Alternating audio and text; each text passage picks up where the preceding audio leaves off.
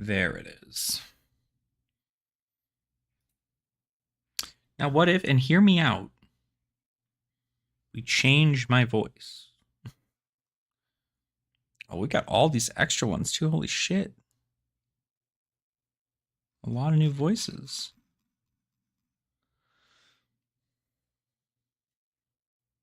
Oh, good. Good, good. Hello, High and Mighty. How are you? Welcome on in. I was, for some reason, my mic was not in the best of places, so. But we're good now. We're live. We're here with all of you. I'm doing fantastic. I'm doing great. I couldn't be doing any better. I'm happy to be here. Happy to continuously talk more and more about Flesh and Blood and stuff. I just had a busy morning that was denied its busyness. So now I'm finally drinking coffee, and it's 12:30 in the afternoon. But I had to go and take care of something at the DMV for my girlfriend, and turns out the forms I had gotten were not fully completed yet, so I needed to get that taken care of, and so I'm dealing with all that. But that's outside of this, right? You don't care about what happens in my day-to-day. You just want to hang out, talk about Flesh and Blood. That's what we're about here. What I want to do, let's put this over here. But I'm glad to know everybody's doing good. I'm still constantly nervous about the Clash Bash League, because I am I don't want to talk about my standings just yet, but I'm gonna bring this up.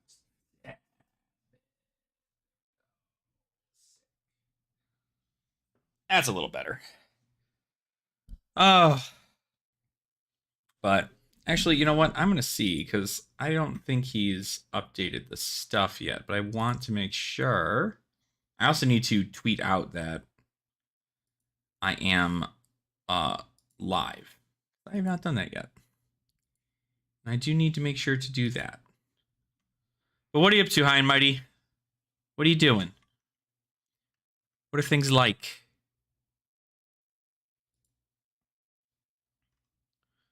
Let's see. Yeah, they do not have the updated rankings yet, so I'm not going to touch it until then. I'd be very curious to see.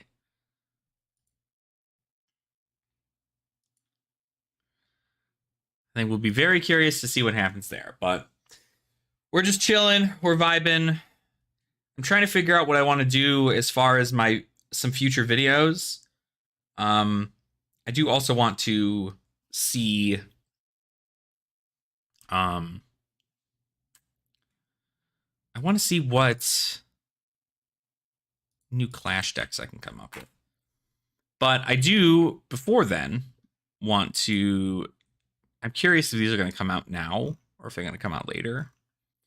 Because we don't exactly have the spoilers, but I wanted to talk about some of the spoilers as well as the Blitz promo stuff. I'm not sure where to find that information, but I certainly will attempt to find it. I bet it's in retailing, marketing assets. Art the Mistveil. Is it in the product sheet? No shot, right? It's not in the product sheet.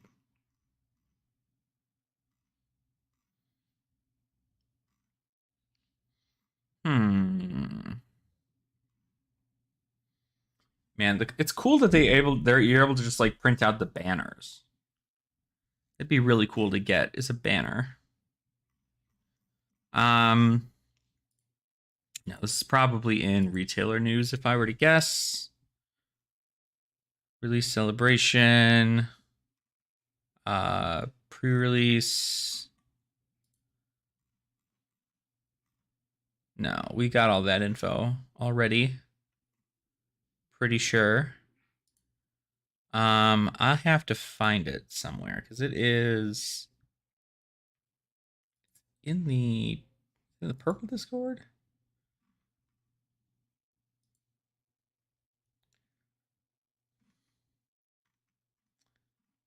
Some of them are. I can't seem to find where these other ones are at. Anyway, we'll just look at the most recent stuff. So I wanted to check this out a little bit more because I think Part of the Mistveil is an insane set so far. It's just like different. I feel like it's just very different compared to everything else.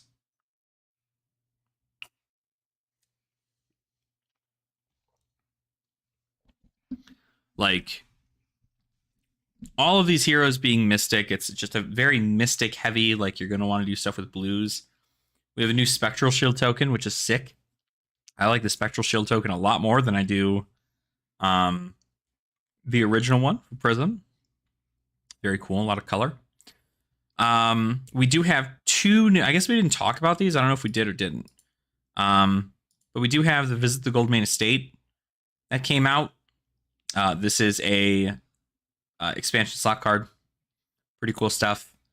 This is just free stuff. You pay 1, get to draw a card, and then if you control 3 or more gold, you get to create that many might tokens. So creating gold is going to be huge for Victor. So if you have 2 gold and you run into a Visit Goldmane Estate, you get +3 on your attack next turn, and then you also get to draw a card to be able to come in with a really powerful attack this turn also. You essentially lose nothing. You get 2 floating resources and 4 cards in hand. Huge. 3 cards in hand, technically, unless you play this from Arsenal. And it's a Victor specialization, which means that we care about this in Clash. We care about this card in Clash. And it sucks because I'm going to need to get 3 of them, or 2 of them, but it's pretty good. The Olympia specialization, I feel like, is really, really good. It allows you to destroy gold you control to then equip X weapons or equipment from your inventory. Now, I don't know whether or not in Clash this is going to be very good, because you're essentially getting rid of a lot of the... you're getting rid of a lot of the... What's the word I'm trying to say? The arcane barrier stuff. So it is kind of rough, but I would say this is definitely it's good. I don't know how great it's going to be in Clash, but it might be pretty good in Classic Constructed since you have a lot more slots for things. I think Visit Goldmane works well with Tunic. Oh, for sure. Yeah, if you're playing Blitz or Classic Constructed and you're playing Tunic, I mean, use Tunic resource, play it, get another card to your hand, get 3 might on your next turn. That's huge. That's value. That's value, baby. Especially if you have it in an arsenal, you can start with a 5-card hand, 6 cards technically. I feel like Victor's already being like placed in a pretty high level of play, even to the point where like I was thinking about playing Victor. I'm not a big Guardian player, but I do really, really like how Guardian plays. So I might give it a shot. I have like nearly all the stuff, but I feel like I'd almost rather play Bravo. You know what I mean?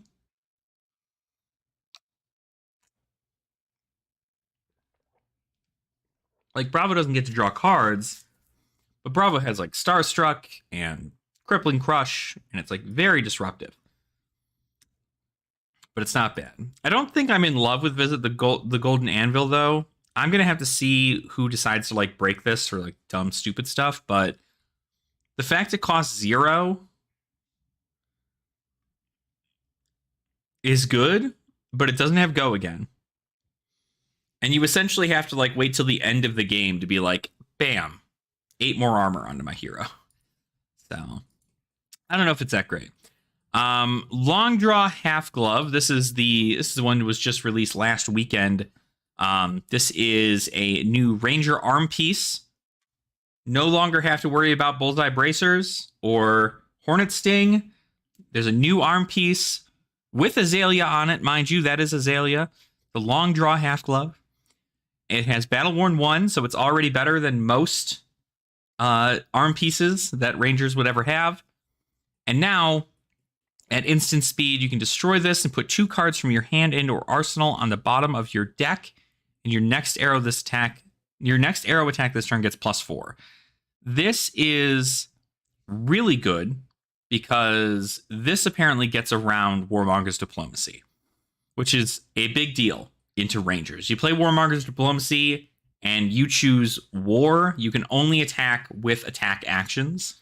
But if you play Peace, you can't use attack actions. You can only use non-attack actions.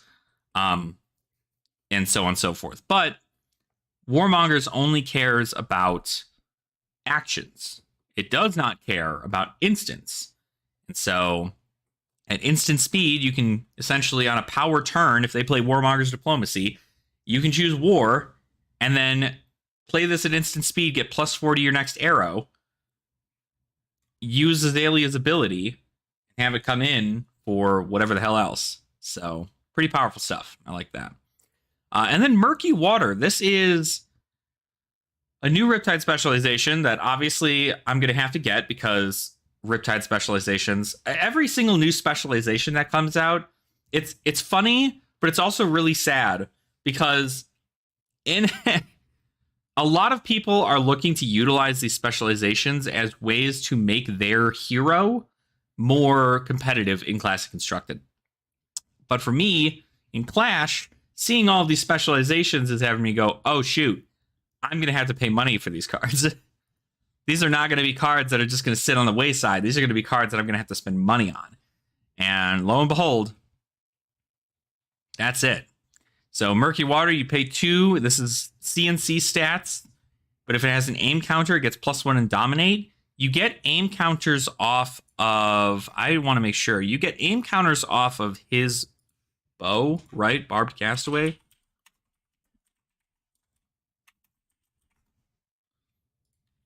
Yeah, you may put an arrow card from your hand face up in your arsenal, and then you can also pay another one to turn a face down arrow in your arsenal face up if you do put an aim counter on it. So that's good. Aim counter. So I'm assuming we're trying to get to like an aim counter level deal with Riptide. What are some other ones? You can't use these. Oh, Sand Scour. That's pretty good. Look at the top card of your deck. You may put an arrow from your hand or the top of your deck face up into your arsenal. Go again. Whenever an arrow is put face up in arsenal from your deck, put an aim counter on it. So it's got to be from your deck to get an aim counter, whereas here you can flip to get an aim counter. So you can put it on anything. Not terrible.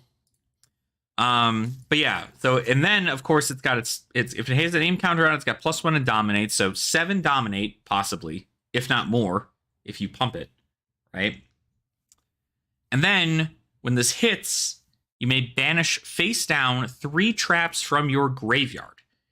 And if you do, choose 1 at random and put it into your arsenal. Now, I like this, but I also don't like this. Because again, you have to realize that let's just assume it's face down in arsenal. And you have Barbed Castaway. You have to pay 1 resource to flip it to get an aim counter on it. Then you have to pay probably another resource for a pump, like Lace with Blood Rot or Lace with Frailty. So that way it can come in for 10 dominate. Then you have 1 more resource left, which means you either need a tunic counter or you need to pitch another card to play this. And then you get a trap back into your arsenal. Now, it's at random, so your opponent won't know which one you got. But it is a trap.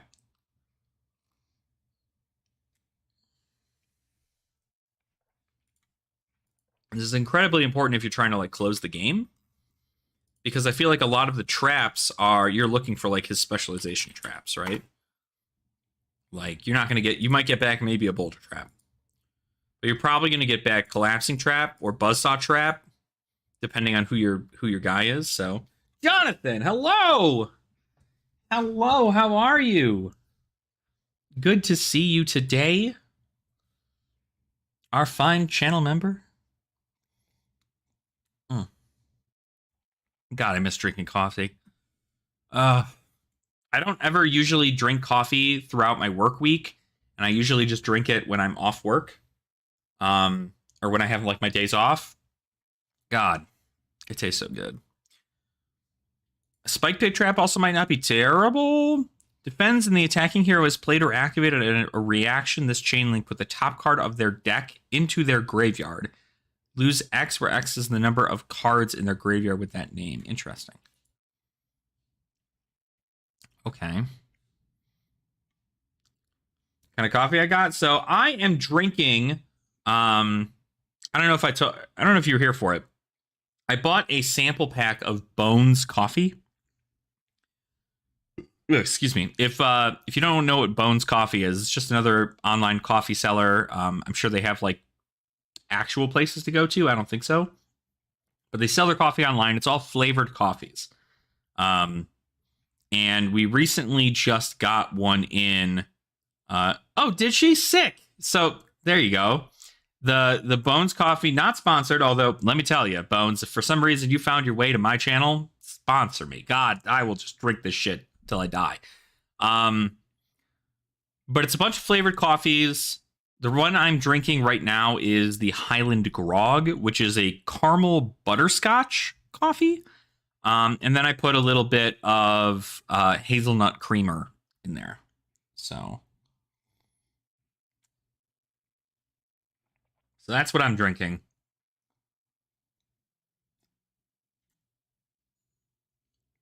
It's really good. It's really good. It's like, it's weird because like, I don't know how to really explain this. So like normally I'm an iced coffee kind of guy. I'll drink the hell out of an iced coffee, no problem. But I also chug iced coffees, which is a problem. That's the problem. I chug iced coffees. But sometimes I want a hot coffee. And so I go get a hot coffee, and it is literally it's a night and day thing, but like hot coffee I get to sip a little bit more. But sometimes I just like forget that my coffee exists here, and sometimes it gets a little cold, but it still tastes good even cold, which is wild to me. So I drink it black. It would run out of creamer about 2 weeks into. Oh yeah, for sure. If you have nothing else but black coffee and it ends up being the only thing you do, like, you know, I feel like I'd save myself some money if I enjoyed black coffee, but I just can't. I don't know. It's just not. I need a creamer, but I think it's just because like I'm pretty sure I just have like an insane sugar addiction or something. Like there's just way too much. It's way too much. But yeah, I don't know. I think Riptide's going to be doing pretty great. I don't think Reelin is a good card. Look at the top. X plus 1 cards of your deck. Choose up to 4 traps, reveal them, then put them into your hand, then shuffle. Like, the only time in which this is good, because you can pitch a blue, look at 4 cards, choose up to 4 traps, reveal them, put them into your hand, then shuffle. And then you get to reload. But you're already reloading? So unless you play this from Arsenal, it's not going to matter. But, you know, now that I think about it, pitch a... God, that's so many resources. Pitch a blue, +1.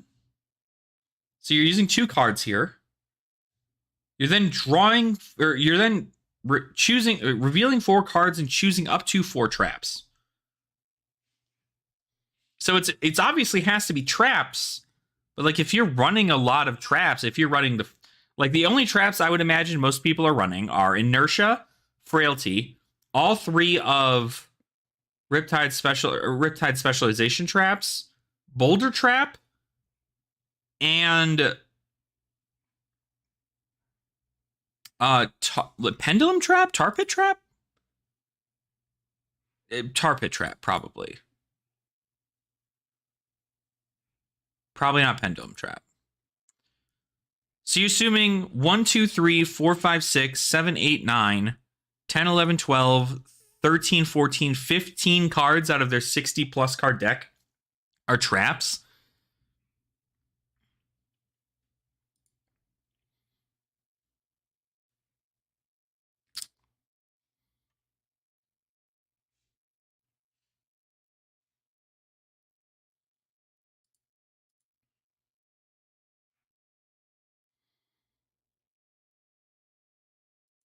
Hmm.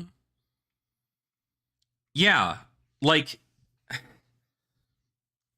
because if you end up drawing, if you end up drawing 2 cards, right? You reloaded an arrow into arsenal, or you fire, reload, right? But that's the other thing, is like it's almost like different. It's like you're paying for this. You're paying for this. You're playing it. But Riptide's ability also says when you play a card from hand, you can put a card from hand face down to your arsenal. And reload is face down to your arsenal. So playing this from hand is just like Riptide has play from hand reload. And this already has reload, so it's like redundant in that manner. It also doesn't block. But if you're trying to do like a very, I feel like they're really trying to push Riptide to be more trap heavy. Because like I like Riptide's ability of whenever you play a card from hand, you put a card face down. But I also think that his traps, like whenever a trap you control triggers deal 1 damage to the attacking hero, you're already now getting a specialization that gives him +1 and dominate. Crazy, crazy good. And then you get to randomly put a trap, which is probably one of your specialization traps, from your graveyard back into your arsenal. If it hits. But like 10 dominate's gonna hit. You know what I mean? Like there's nothing to do about that. I don't know. I don't know. Like it's good. I just don't know if it's like, yeah, it's also a popper. That is probably its biggest win. Because I don't even think Judge Jury Executioner is a popper, right? Let's see. Judge. Did I pass it? I did. Okay, you think I would see it immediately from the art, right? Don't call me. I see it. There it is. It's a 5. That's so unfortunate.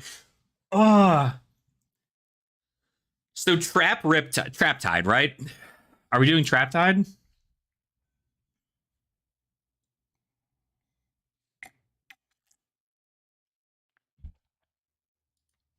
Like, for several sets, he's been getting stuff. Right? Bright Lights. He got the ability to give his opponents a courage and quicken so they can trigger his traps.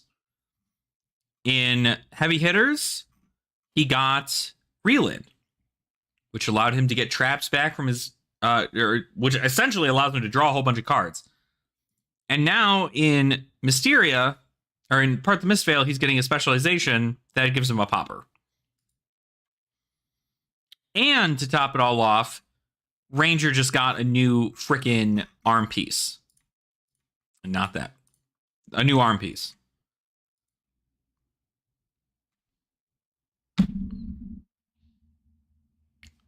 I think Riptide might be in. Especially since it's got Battle Worn too. Block it out and then just like wait till end turns. What if I played Riptide? How much does it cost to play Riptide? What do I have from Riptide? Let's just see. Classic Constructed, Riptide. Somebody fuck me up with some shit here. There are no tournament Riptides, right?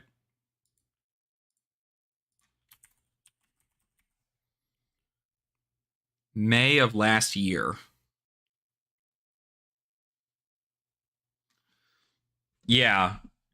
I mean, don't get me wrong, Prism's still a thing, so it still kind of sucks, but your arrows do significantly more. So, like, swinging a falcon wing into an angel and then something else into an angel, like, they only have, at most, I think Prism only really runs, like, 4 allies in a deck, 4 or 5. I can't remember how many angels they run, because I know they don't run all 8.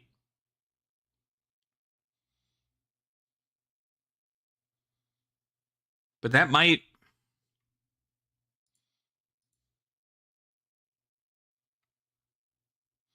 Yeah, exactly. Like, coming in with Dominate, though, right? Dominate, they're not really going to be able to do much in that regard. Because if I deal damage to them, their ward pops. So in theory, you're killing them anyway. Like, okay. And I know I've never actually said this, right? But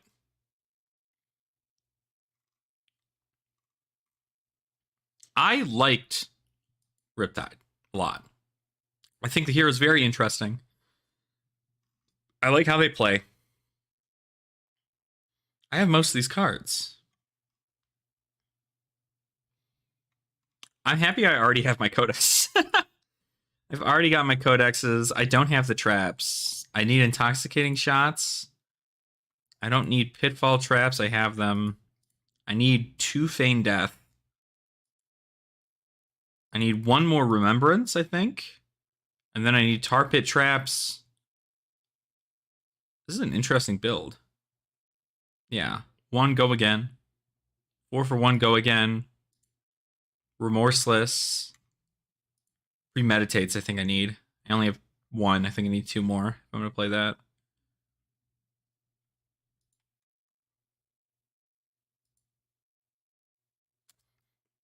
This is good. 1 for 6. Crazy good. But, like, what would you change out? Would you switch Battering Bolt? Battering Bolt's good. And that's the other thing, too. Like, do you still play Dreadbore? Because Murky Water makes me think you need to play Barbed Castaway. But you could also play something like Sandscour Great Bow. But Dreadbore is just good. Like, just good.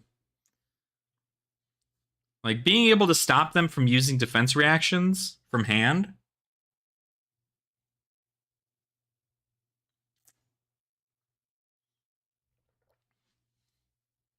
That's good.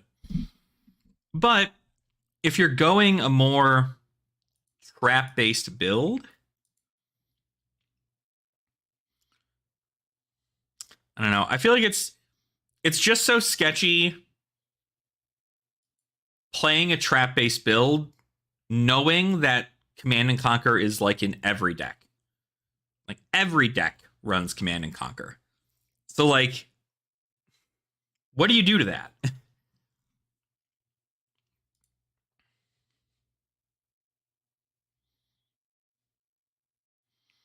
I still think, like, so many of these cards are just good. I wish there was just, like, I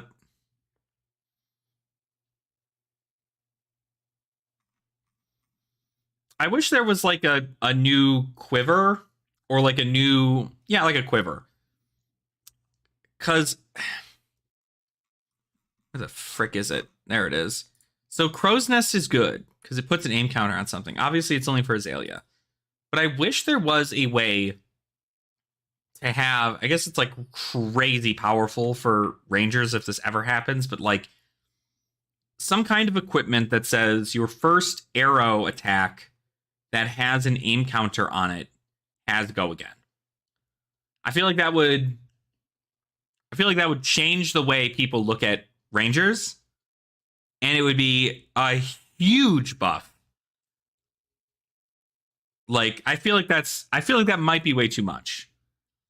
Because, like, I guess there are just times in which, like, I look at the fact that, like, giving cards go again is the most powerful thing to happen in the game. Like, you're either paying a lot of resources for one big card, or you're playing a bunch of really small cards for no resources at all. Mm-hmm.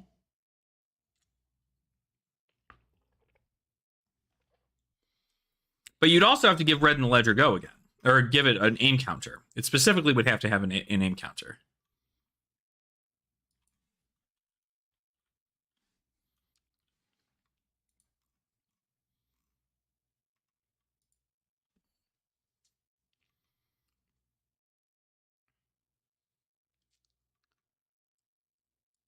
Because if you can generally fight off 1 to 2 arrows a turn, like you're sitting pretty good. Ridge Rider shot.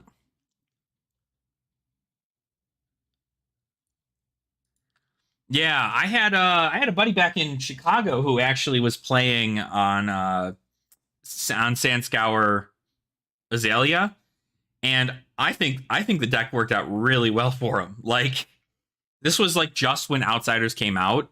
Maybe like it had to have been maybe like 3 weeks or something after Outsiders came out. It was a really good deck. And so that's what I mean. Like I think it's hard to tell because you want it really just seems like the dev team is like, here is a card specifically for Riptide. And it has traps on it. Like the more and more we get these every single set, the more and more I'm like, okay, Riptide needs to just have the ability to do what Azalea does every now and again, and then have a turn with traps. Like, okay, you're coming in with a big attack with go again, frailty trap. You get pinged for 1 damage. Like, it's essentially being able to do damage on your opponent's turn. It's kind of like the wizard stuff. Like, you play D-React, you put a -1 counter on an opponent's equipment. You play D-React, you discard every card in their hand and they draw 1 less. You play a D-React, like you get to do all this stuff, and anytime they trigger, you get it. And the only time currently in this very format that isn't going to happen is with Prism. But Enigma is literally right around the corner. And we can tell that she's going to be attacking with Spectral Shields, which means that this is Riptide's #1 enemy. But they have Ward. Dragons didn't have Ward. Spectral Shields have Ward. So being able to come in with a 10 dominate attack on hit Frailty or on hit Blood Rot even pops it.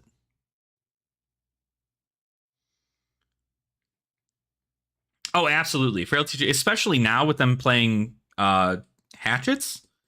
Yeah, it's pretty bad. I mean, it messes up Kasai too with her swords. Her swords only ever coming in for 1. Like, not that bad.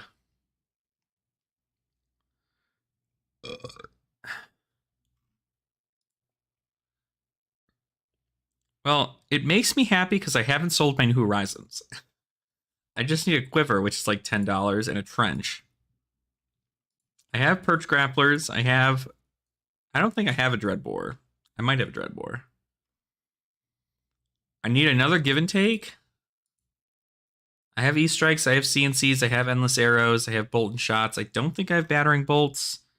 2 Premeditate. What does Premeditate go for?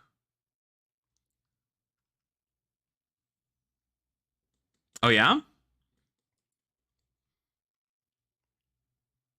I'm happy I was at least getting... Like, it's funny because, like, I don't want to, like, do a whole bunch of stuff into Classic Constructed because, like, I just don't feel like I'm a competitive player, but I just don't feel like it's super competitive, I guess. I don't know. Curious. Premeditate is $23 a card. Oh my god, bro. Fuck. God, I wish I didn't need this. Everything else is cheap as hell. Intoxicating Shot. Trench is $10. Such a good card, too. AB1. It's already good into freaking it's already good into Wizards. good. But yeah, now knowing that this can also be used as a popper too, I mean, like, that's good.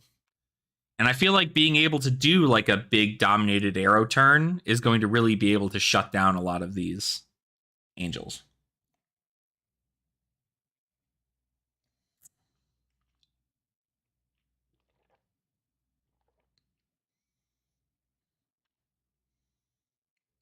Really cheap as a foil?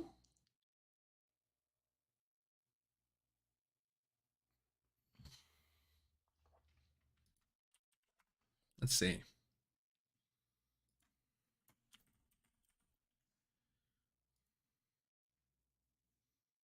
Interesting. Yeah. 23 bucks for a rainbow foil. Yeah, this is so for the record, this is something I never look at. This one's lightly played. Like, I get it. Like, this is really what I'm looking at, but like anytime there's a seller like this, they only have 10 sales on here. It's hard pressed for me to be like, yeah, this guy is definitely going to get me a rainbow foil thing. Like, it's funny. The more that I use TCG Player, because I was a seller on TCG Player for a little while. I haven't sold on TCG Player in a while. But the more that I see TCG Player stuff, the more I'm like, yeah, this is like there's a lot of people who just don't know how to sell on here, and they really fuck up the system. Which is why I'd much rather buy from, I think like most of my Flesh and Blood cards, I'm probably just going to buy from Hammurabi TCG at this point. Because I feel like he knows the cards, he knows what we're looking for. So speaking of,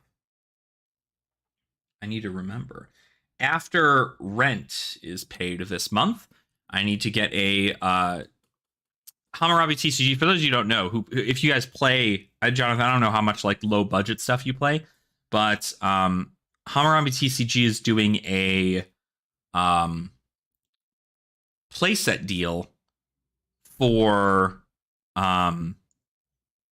the commons and rares non-foil of Part the Mistveil. So you get a playset of every common and rare in Part the Mistveil for $45. I think that includes shipping, which is crazy. So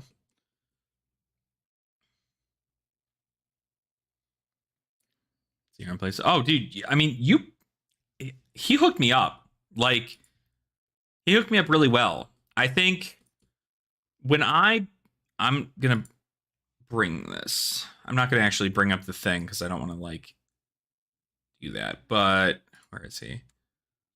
Yeah,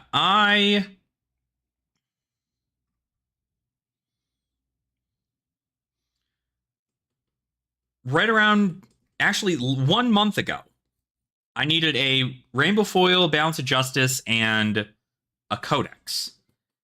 And he ended up getting me TCG at the moment was selling them both for $183, and he did it $162 shipped.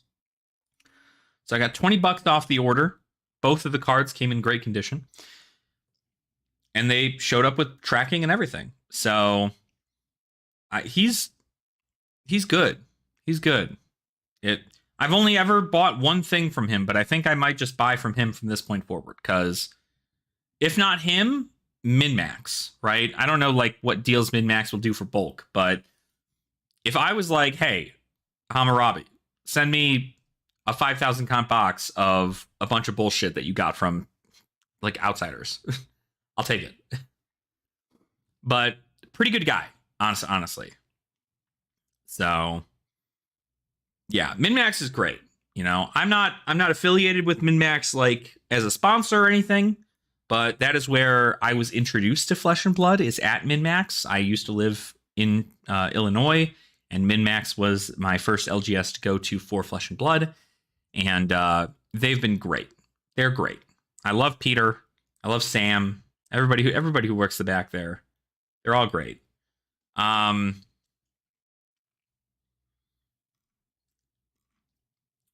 They do great. But I don't know. Gosh.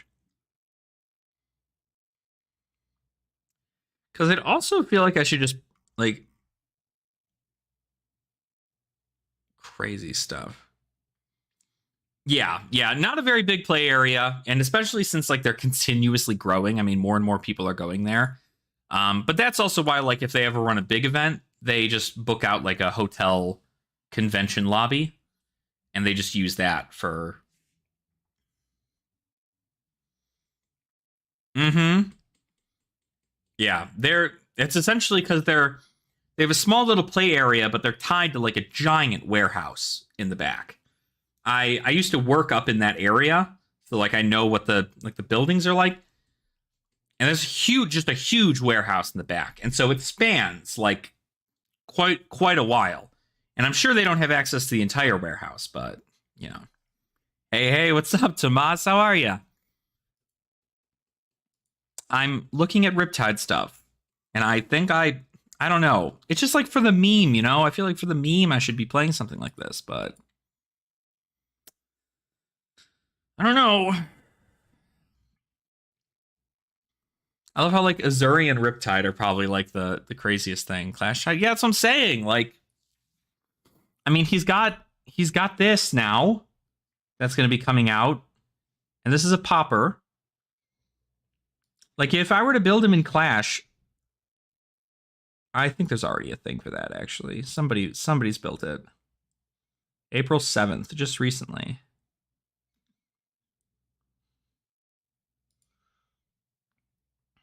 So it's nearly the same thing.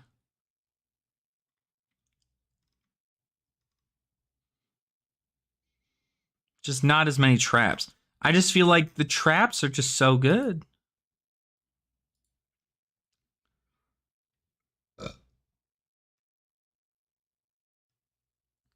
Being from Chi-Town, Lou Malnati, yay or nay? Okay. Um, I didn't eat at Lou Malnati's too frequently. It's good, but it's not my favorite. And I think the reason it's not my favorite is I'm very different when it comes to pizza, right? I like pizza, like any normal person. I like pizza, but I don't like pizza sauce at all. Like it's not disgusting to me. I will eat a pizza with pizza sauce on it, but I just don't like. I'd prefer it to not be on there, or I'd prefer it to be swapped with something else. Most of the time when I get pizza, I swap. If it's a pizza for myself, I'll swap the sauce with like a garlic sauce or like an Alfredo sometimes. One of my favorite pizzas to get is actually from Domino's, just because like it's cheap and readily available. But it's a thin crust pizza with garlic sauce instead of marinara, chicken, bacon, and onion. Thin crust. And that's what I get. I just don't like tomato based things, and so not a big fan. Lou Malnati's is a good place to eat. I think it's great. Do I prefer something like I'm personally a little bit more towards Giordano's. If I were to choose like a big chain of Chicago-based pizza joints, Giordano's is pretty good. Gino's East is also really good for, I think it's probably the best deep dish I've ever had is Gino's East, but I'm not also a big fan of deep dish. Deep dish I'd usually just get without the sauce and just have the cheese and the crust. It's good. But there's so much sauce. There's way too much fucking sauce. Agritide is good, but Trap Tide's just see.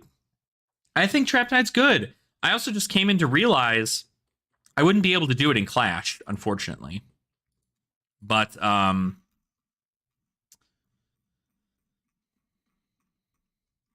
where is it? I wouldn't be able to do it in Clash. But Reel In actually is really good, I think.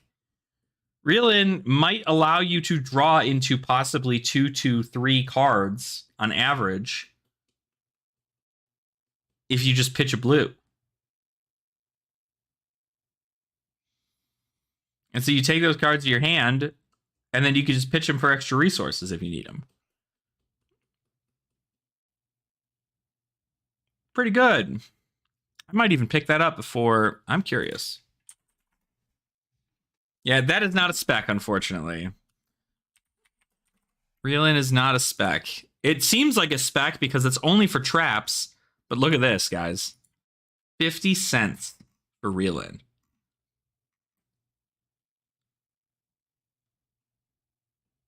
All I'm saying is, you guys might want to think about getting reel-in.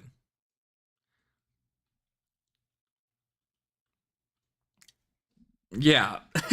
you might want to get a playset of reel-in while it's 50 cents a card for a expansion slot card nonetheless. Yeah.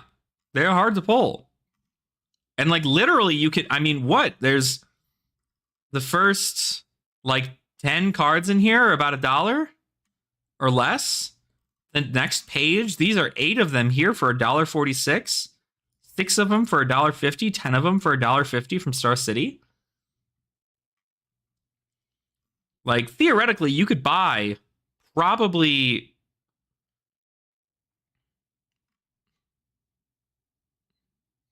yeah.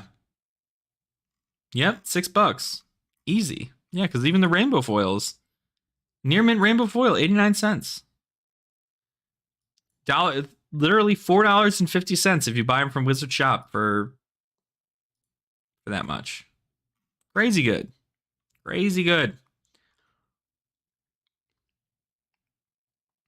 So do that, and then when Riptide starts hitting top tables because they're able to draw into a whole bunch of stuff, like it's like one of those things where like drawing cards is so immediately good in games that like I feel like it's just good. Yeah, right? That's what I'm saying. Riptide just needs to rip it to the top. But I'd pick up a copy of Reel-in if I was you. Actually, I would like to check this real quick.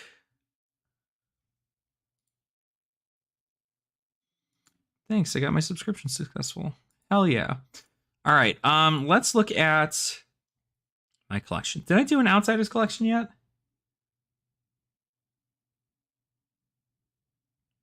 You're gonna pick up Kano easy. Oh yeah? There you go. I mean, you already know how to pilot him pretty well in Clash. I'd assume you probably have all the cards already. I think it's a good time to do that too, because like Kano's just kind of like a dark horse that like people are bringing and not prepared to go into. Whereas, like, you know, not too bad a call there. 3rd copies. Oh, well, that's easy then. Shouldn't cost you too much more then. I want to create Outsiders master sets. It's Outsiders. Repopulated. Set Outsiders. Gold foils, rainbow foils, non-foils. 1 copy of everything. Confirm. Collection from February, but the CSV import doesn't work. Oh, damn. I have not done the collection stuff from February. I don't know if you... So I'm using this currently just as a way to track data, but I'm using Findell's collection. They're actually a sponsor of the channel. I have their logo way over yonder. But this is kind of my way to like track what everything's looking like and like what everything's at. And I feel like it really helps because I'm able to like import an entire master set in here. If Euro, so they have all of their stuff set up by TCG player market pricing and low pricing. They do not have anything set up for card market just yet, but according to Riddler Man, who I talked to last week, I think was in the channel. I haven't talked to the dev team yet, but I keep trying to get into their Discord and for some reason can't. But they are working on a card market listing system, so you'd be able to do that. But for right now, if you wanted to kind of see like what it would look like from United States pricing, there is a thing where you can change your pricing right up here. So they have CAD, Euro, all that other stuff, Australian USD, so Australian dollars. I like the Fabry sorts by playset, then sub shows all the printings. Yeah, that is nice. I haven't like done a whole lot of stuff with Fabry's like collection tool, I should say. Let me see. Collection management. Yeah. So we can do all this stuff here and kind of poke around.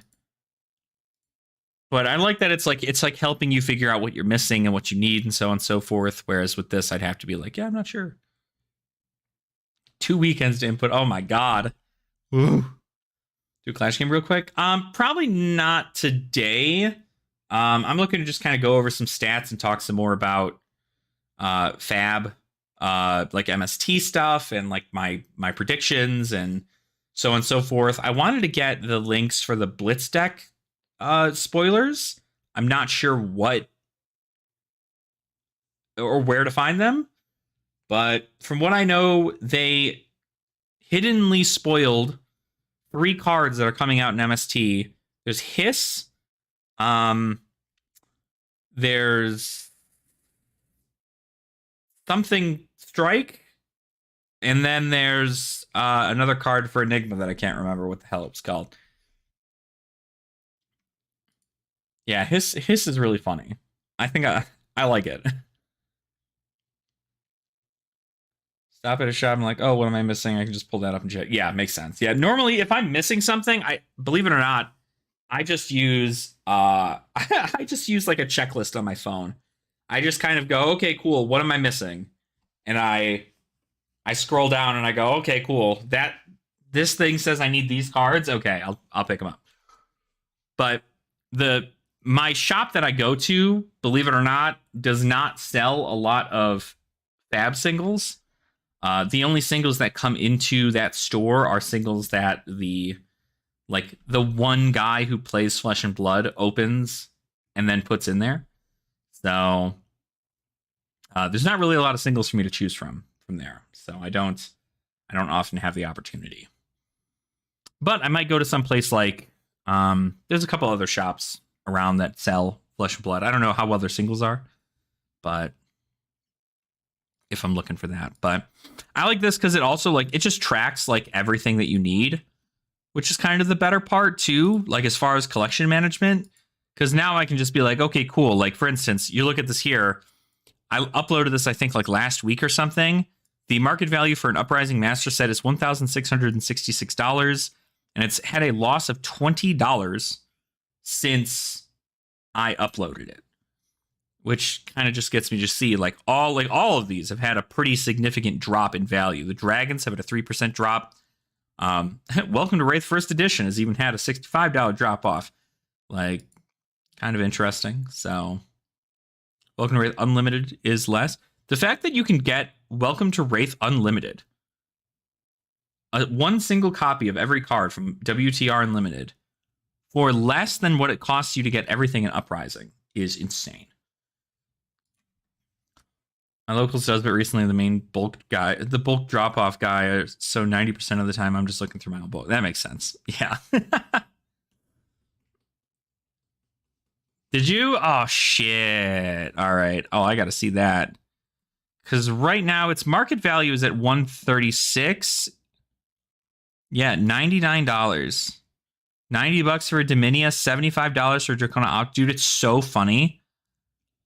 I pulled a Marvel Dracona Optimi for a patron back when I was doing Patreon.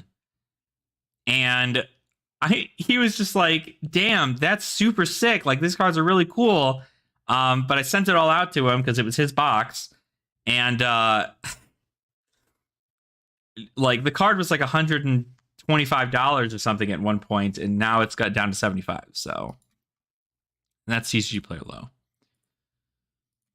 Yeah, I mean, don't get me wrong. I still wouldn't consider $100 cheap For me, they are cheaper than what they were previously, but I couldn't like do cheap. Now these, on the other hand, these guys I should pick up. I don't know if I want to pick up a playset of them though, but I feel like I should. Like I just want one for the master set, you know? Like I don't want to get a playset of Marvels. I just want to get the master set, right? Just one copy of each thing, and that's it. That's all I want. So, but actually, give me 1 sec. Give me 1 sec. I'm gonna go flip my laundry.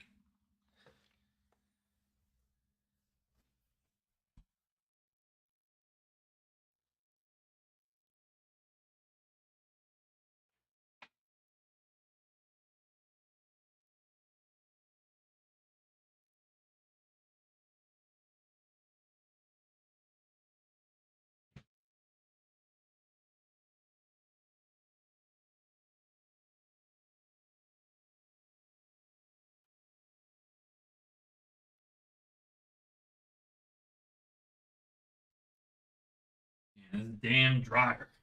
This damn dryer. I tell you what. I always got to dry my shit twice. I always have to dry my girlfriend's shit twice. I don't understand why I have to dry my stuff only once. When I dry my clothes, they're dry. I don't normally have to dry twice. Working on those, figured the legendary ones would be the first shit pick up. Oh, absolutely. If you're going to get any of them first, get the legendary ones. But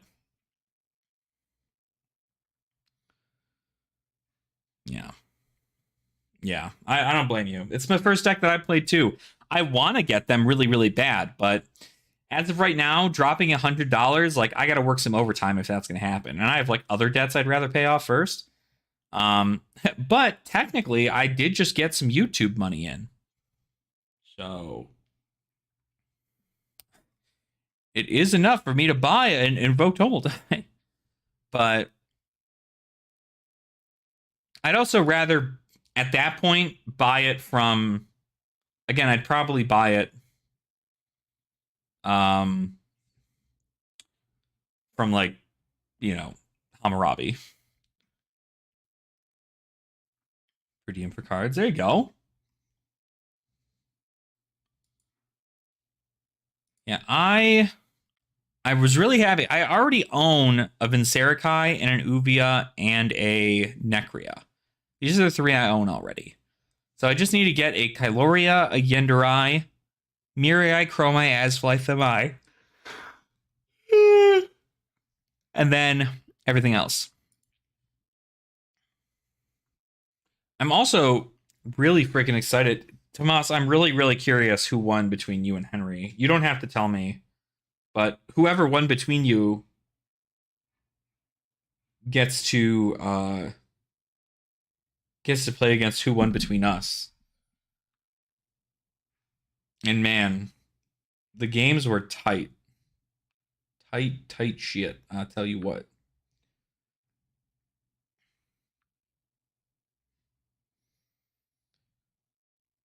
Okay, I think that's good. Okay. But yeah, so this is kind of not a bad choice here. I like that these Marvel Ashwings are going down though, because this was like an insane thing to me. How quickly this was. This was at like $50 at one point for like a token, essentially. And now it's gone down like 50%. It was at $30 2 weeks ago. Now it's at $25. Kind of flatline there.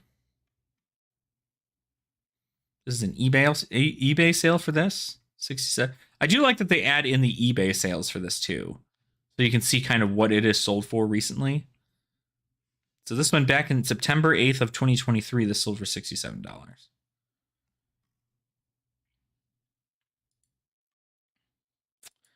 But honestly, like this is something I'm really excited to finish and get is Tales of Aria. I need to start like getting these things together.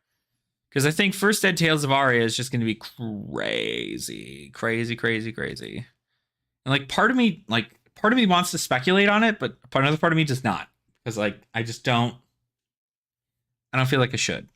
I like to collect the minimum amount. And if I end up getting anything else outside of it as like a a prize pack or something of the sort, then that'll be fine. But yeah, so not too terrible. Yeah, this Outsiders Master set I think is going to be pretty good. I need to change this thing though. Where are you, outsiders? There you are. Save changes. Now you're the Plague Hive thing. Man. Like, I'm torn because, like, I want to play other heroes for Classic Constructed. I already have a lot of stuff for Ranger. I already have a lot of stuff for, especially for Rip. Like, people aren't playing Riptide. It's just not what's happening. But now people might be playing Riptide, and it's getting a little scary.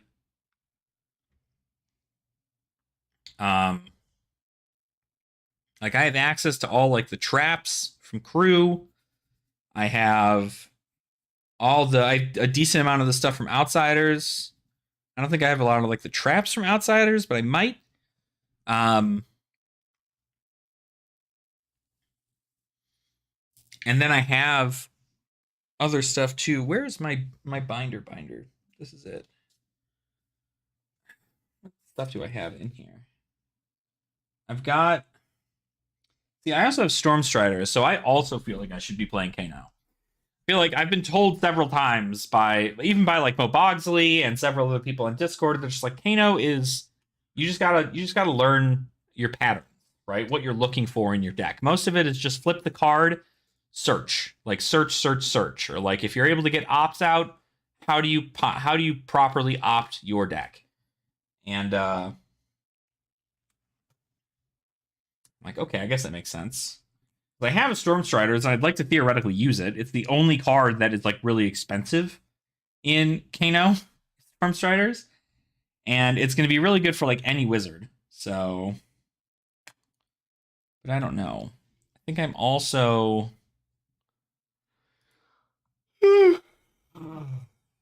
Holy crap! Is Tome of Divinity going for anything crazy right now? This is a first ed one. Unlimited. Because I know Tome is used in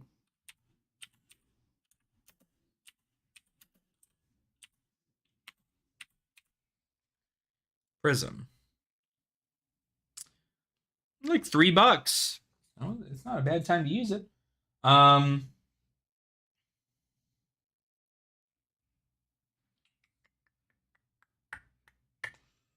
What else?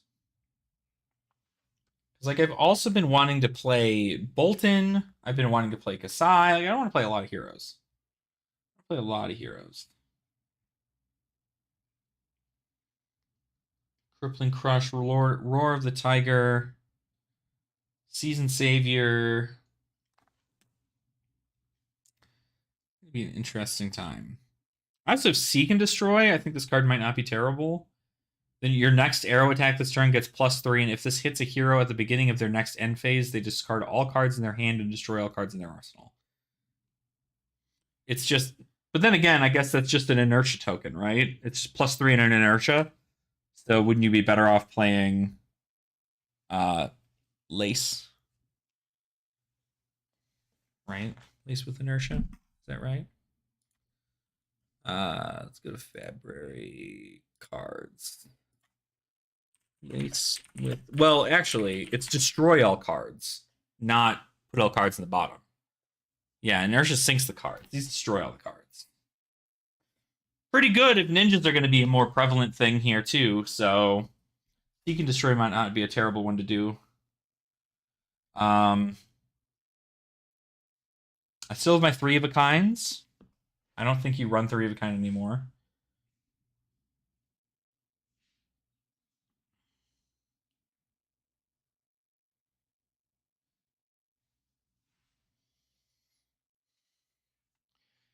And then I guess like Feign Death is pretty good as an instant.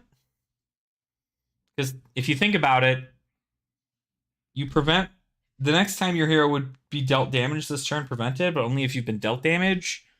So it's kind of bad into Guardians, but it's really good into like most other heroes because they can come in with their small stuff and then hit with a big attack. So like Fi's Rupture attacks, you can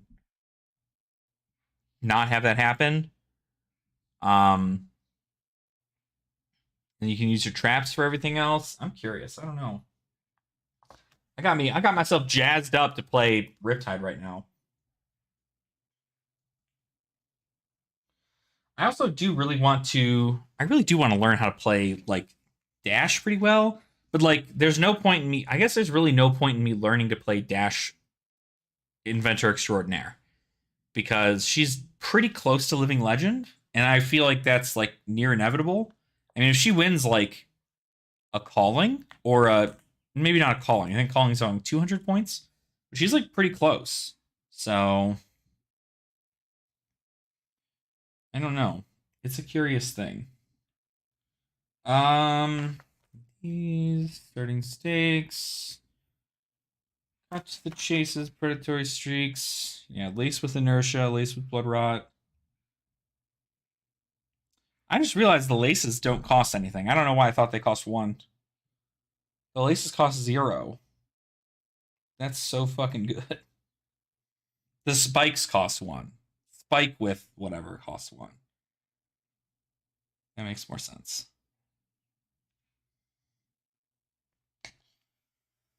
Ugh.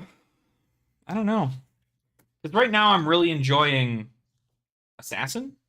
I think Assassin's really, really good. I'm having fun playing Azuri.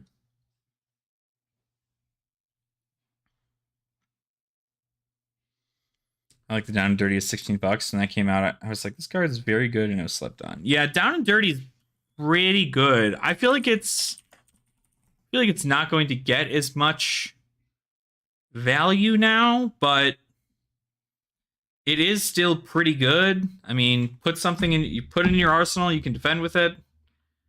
Pop something. Standing Order. Yeah, Standing Order, it's a really good card. I don't know why more people aren't playing Standing Order, though. I think, again, like, a lot of this stuff is just... It's a 6 power or a 5 block for Standing Order, for 0. You can put a card from your arsenal on the bottom of your deck. You don't get to draw a card, but you can swing 0 for 6. Pretty good. Absolutely. Absolutely. The more flexible the card, the better it seems. And like for 0, you can swing for 6 if you put a card from your arsenal to the bottom, or you can defend for 5 and put a card from your arsenal to the bottom. Like defending for 5 and a piece of equipment is super huge into like a CNC. But at that point, yeah, like you're saving your CNC, or you're blocking to save your, like even here you block 5. It's kind of like almost better Crown of Providence in a way, because like you can block 5, save your arsenal, take 1 damage, don't blow up your arsenal. But then you're left with 3 cards in hand. But not terrible into Guardians. I think Guardians is great choice. No, there's a lot of cards that I definitely feel are pretty good. Like Dromai for Guardian if you end up with a sink in Arsenal.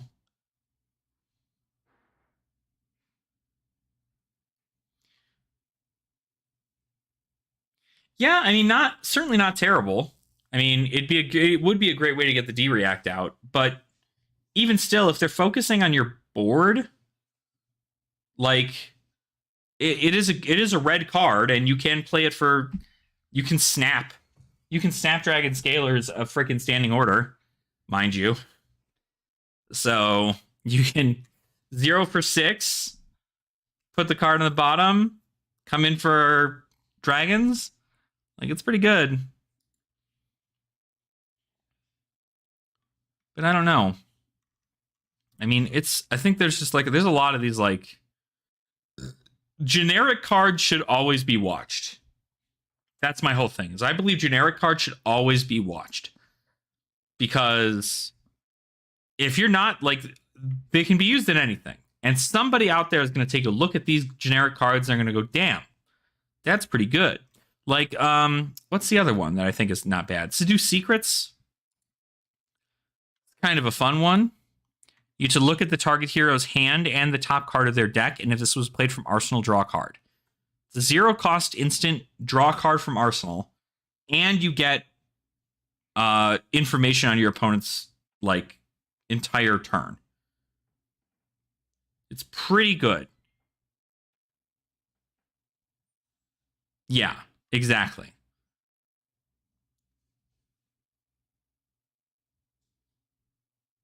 So I like it. I think that's good. What's another one?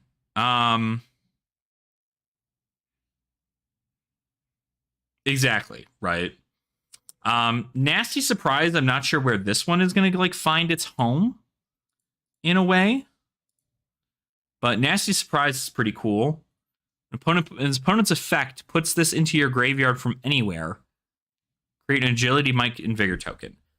I feel like the only time in which this is crazy good is if you're going against Guardians. And because if you're going to get pummeled, you put this into the discard pile, then you're good to go.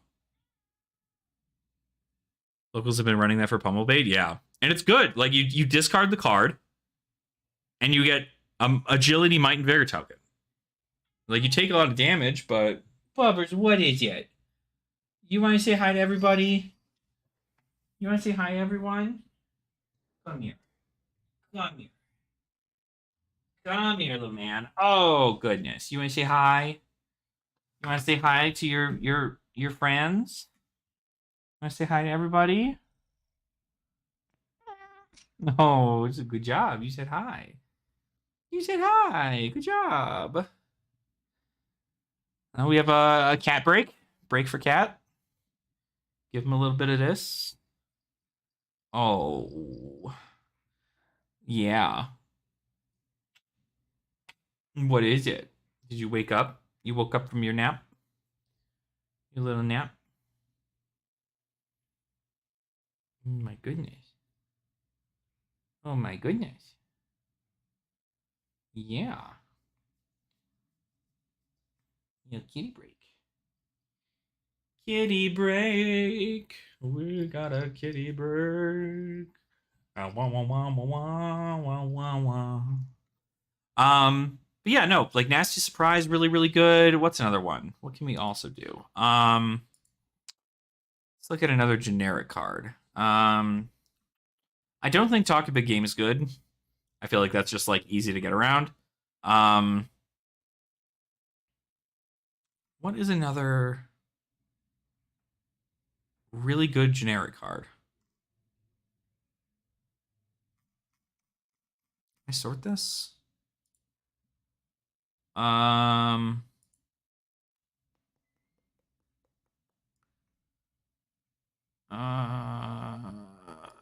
Generic. Generic? Damn it.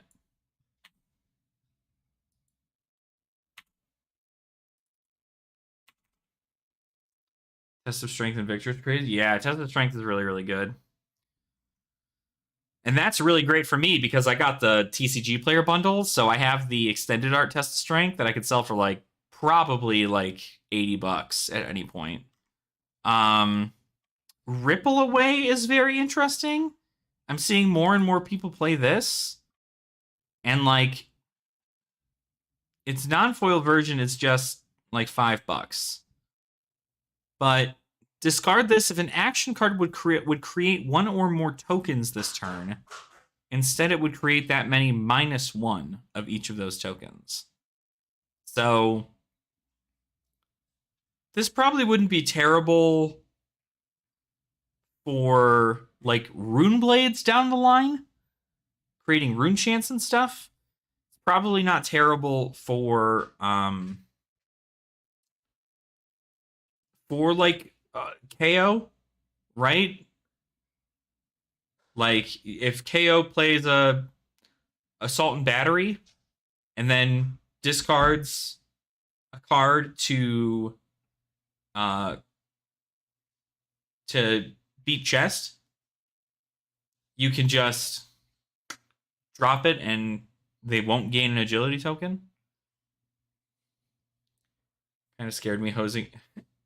Oh yeah.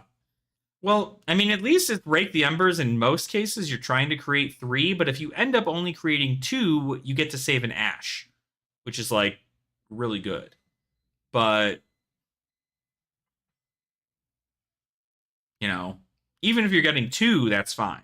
3 is better, but 2 is fine. You have other ways to make. Would lose with an Ash off of it? Would you?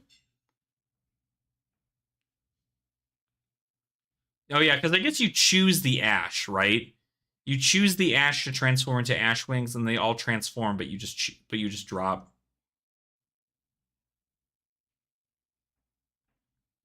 Oh yeah, and Rake wouldn't make the Ash either. That makes sense.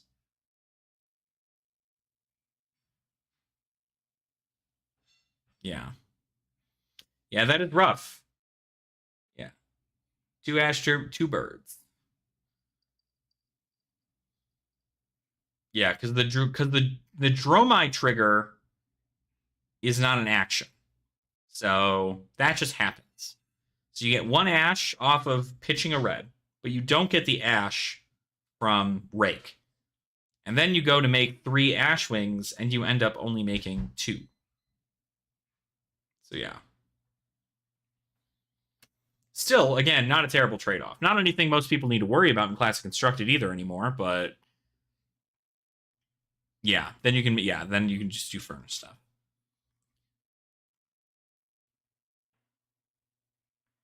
But they're pretty cheap. They're pretty cheap. Another card you can just pick up for really inexpensive. This card skyrocketed, my gosh. Ancestral Harmony. Card's crazy. Mm-hmm. That would be good. -1 might counter. The only downside is that, well, no, there's not really a downside to that. Because it's like, if they already have...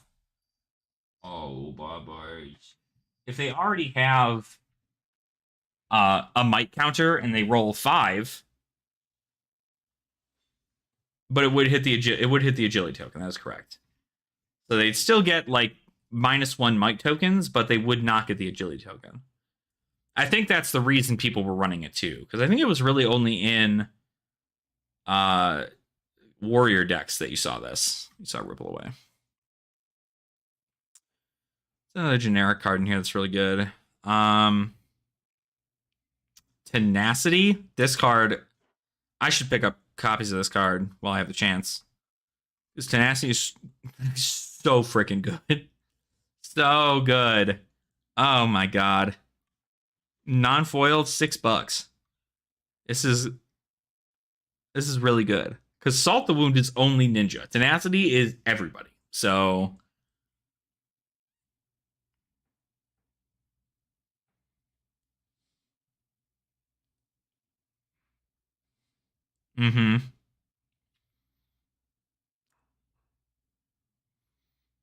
like crazy good. And it's defending cards in general, right? So like it also counts for equipment, if I recall correctly, but maybe not.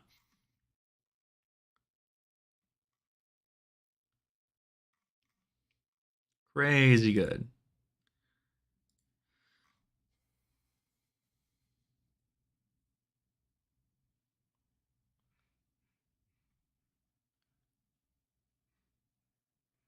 Uh-huh. Yeah, Tenacity and then Attack React Spreading Plague. But of course, like most assassins aren't going to go there. No. Spreading Plague generic? No, it isn't.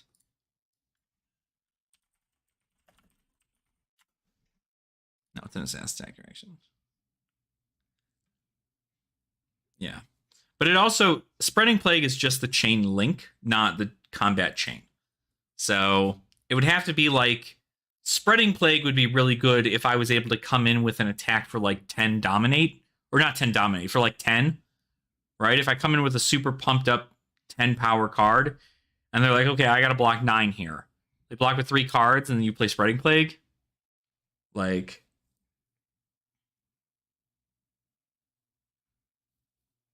it's pretty good. So, Bubba, what is it? You see I'm streaming, Bubba. I don't know what to tell you.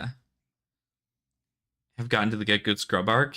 And where the Get Good Scrub arc is just for, we're talking about, we haven't like discussed it heavily, but like just all the Twitter drama. I'm sure you've seen it. People are complaining about Prism. People are complaining about Brute. People are complaining about everything. And it's like, Twitter's just full of like people who like to complain and don't like to actually get like results. And I think that's sad. What is another? Also, Yama, did you have fun on your pro quests? It looks like you were having pretty fun. I saw some of your result tweets.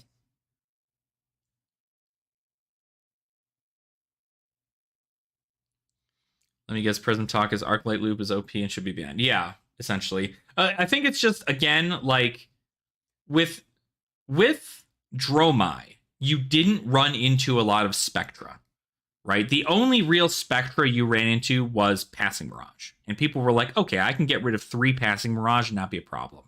But in Prism, you run into Merciful Retributions, Genesis, you've got Passing Mirage, Pierce Reality. Like, you've got a whole bunch of different Spectra things that they can plop off, and some of them at instant speed. So that's why I think a lot of people are just like, because like you can play down 3 cards and like you can't even clear them all in one turn unless you have something that gets you efficient action points. That's the one. Siolata, she's probably objectively lesser warrior. Yeah, I feel like Dorinthia's definitely got a lot more going for her. But I think it's just because like axes work better for her, and Kasai cares a lot more about swords. But I think Kasai seems really, really cool. It's just like hard because like raise an army is like a huge deal for you, and then like if you don't have copper, you're not really doing anything in regards to like getting blood on our hands. Oh yeah, absolutely. The loop, that's the other thing too. The Arclight loop, it's not like the win condition. It's not like you're sitting here just like, yeah, I'm setting myself up so I can Arclight loop and just kill you. Like, most cases it doesn't get to happen. So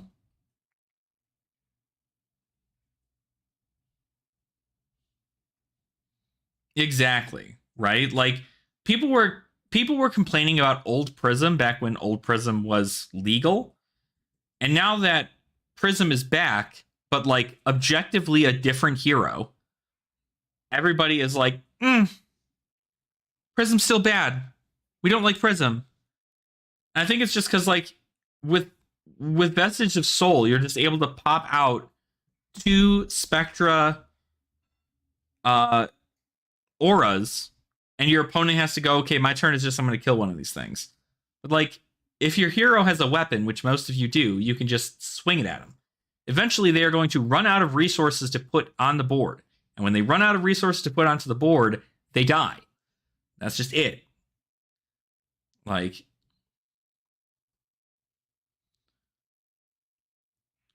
where when you lock them out, it's also swing with Bologna and Rebirth. It's doable, but super tight. Yeah. And that's the thing. That's what you have to get. You have to get the Rebirth out, right? And if you can't get Rebirth dead, it's whatever. Just attack the Angel. Just attack the Angel. Like, okay, cool. Like, Herald of Rebirth is on the board. What do I do? Attack Rebirth. But I guess if they play ALS and then they attack with Rebirth, eventually they're going to run out of soul. Like, it sucks, but like, nobody. It's great because nobody complains or everybody complains about illusionists. Like when illusionists are able to do their own thing and come in with a very intricate strategy, everybody complains about illusionists. All of a sudden, somebody's got a problem, right? Dromine or dragons, like, oh, we shouldn't have allies on the board because that's against like the general concept of Flesh and Blood. Prism, incredibly hyper defensive build that is like a weird mid-range thing, and now again, like it's not that you're attacking a hero, it's also you're attacking these allies, or you're trying to ward off like the damage that they can do. But like at that point, it's just it's just like a different game. But when you see a Katsu go for a 3 bonds turn and come in with whelming, bonds, whelming, bonds, descendant, gust wave, like it's insane. like nobody talks shit about that. Like that's just like, you know, it's set up and then you go out for the kill. Like that's just it. Finals Collection, you got to collect. No, Finals Collection, it's actually this site that I was using here. It's a collection site. It is a sponsor of the channel. And I do have a code I can give you guys if you wanted to try out their subscription side of the product. To subscribe, it's only $3 a month. $3 US a month. But with a code I can give you, you can use it for a month for free to check it out if you're big on collections and how much your stuff is worth and how it's, you know, working on the market. It might be a little different for you, Yama, because they don't currently have anything set up for Card Market yet. They only have stuff set up for TCG Player as of right now. But they are working on Card Market for it. So once Card Market is more fleshed into this, I think it'll see a lot more eyes on it. But it is currently just TCG Player market pricing. But there is word that they are working on Card Market side of it, so I can only assume that's going to be happening in just a little bit. But it has like an EV tracker for all this stuff here. It's got market trends, so you can see kind of what's going up and what's going down in the market. Like Driving Blade Blue, I guess, went up in price. Pearl Red is going up. And this is just all done by percentages. Amplifying Arrow went up a little bit too. So, but yeah, there's an EV tracker. So you can choose, you see all this other stuff from the EVs. It shows you what the last EV was and the current EV. And then the market value of each set. So like Heavy Hitters has got a box of Heavy Hitters, about $80 market value. You can get about $78 estimated value out of a box. Therefore, you're maybe losing out on $1 if you plan on selling the stuff out of there. So it's nice. I like it a lot. It is a lot of red. I mean, like, let's be honest though, right? That is Flesh and Blood. Like, the amount of people who don't open boxes is insane. And the amount of people who, like, it's red, but some of it isn't like terrible. For instance, like literally, like you're pretty good to get your money back on a Heavy Hitters box. You'll definitely get your money back, it seems, if you buy a case of Heavy Hitters. But when it comes to like Evo, they also do it for packs too. When it comes to like Evo, $64 market value, $64 in estimated value. So it's like literally you're losing out on like cents if you buy them at $64 market value. But then you look at stuff like this, right? Dusk Till Dawn's still about $80 a box. You're not going to get near that at all. And the only time you're going to get anything more is if you get like Levia Redeemed out of it. You know what I mean? So, or a Warmonger's Diplomacy. So that makes up for most of that there. Outsiders, again, Outsiders you're losing a little bit. They're like fractionally not a lot of money in as far as like difference goes. You know what I mean? But then you have ones that are like really bad. Like, what did I just see? A Tales of Aria booster box case unlimited. You can buy one for $218, but you're getting about $118 of value out of it. So you're losing out on like $100 by opening up a case of Tales of Aria. unlimited, according to this site. And they have all this information here too, the average market price of the legendary rainbow foils, majestics, fabled, so on and so forth. So yeah, eventually they'll only be on a pack basis, so but it's not bad. I like the set a lot, or I like the website a lot. And again, like I have the site is free to use for like if you just wanted to log your collections. But if you wanted to see how the collection is doing as far as the market goes, or you wanted to check EV, or you wanted to do any market trend stuff, you do have to pay a monthly subscription. But the monthly subscription is only $3 for every month outside of your first month if you use my code. But also, I get a kickback if you guys stay subscribed. So if you're looking to help the channel out, that is also a great way to do that. Outside of becoming a channel member, that is. So yeah. So yeah, we were looking at some generic cards that I feel is pretty crazy here. But like I said, like the whole thing with what if I already subbed to that? To Feindel's collection? You can cancel your subscription and then resub with my code, I think. If that's like what you wanted to do. Because then you'll get a free month. And then every month after you'll do that. But you're already a channel member. I mean, like, don't get me wrong. If you want, then that's all on you. So, oh, sick. Well, thank you. Yeah, here's the code, by the way. If you guys do want to use it, this is the code. So if you whenever you go to subscribe, if you do, you'll choose a promo code. There's like a payment per month option and a promo code option. You just choose promo code, type in that promo code #TCG, all capitals, and then you'll get a month for free. And then if you continue on going with that, you'll get more. Some of that value will go back to me. So, all right, sick. Well, thank you, Jonathan. I appreciate that. You're definitely helping out. So, I'm planning to use a lot of this for. I don't know if you guys know. I haven't done one in a while, but I do want to do more collection videos on the channel as well. I know we're doing a lot of Clash videos just because the Clash Bash is currently happening. But I do want to get a lot more collection videos out, and I want to talk more about master sets and like personal collections that you can like work towards, and things we can just kind of keep our eye on as we move forward with the game. So, because I think like even people who are just getting into the game, if you take a look at the fact that you can get a master set of Tales of Aria Unlimited, let's just get crazy with it, right? Tales of Aria Unlimited, full playset. So what we can also do is we use the full playset. We can choose Tales of Aria Unlimited, and then we can choose rainbow foils, non-foils. But we can add 3 copies of every card, and we can force equipment and weapons to have quantity of 1. So we don't need to buy multiples, right? And then you can force cold foils to have quantity of 1. I don't really think I need to do that, so because there's no cold foils in the set because it's unlimited. So you hit confirm. It's going to make the set for you.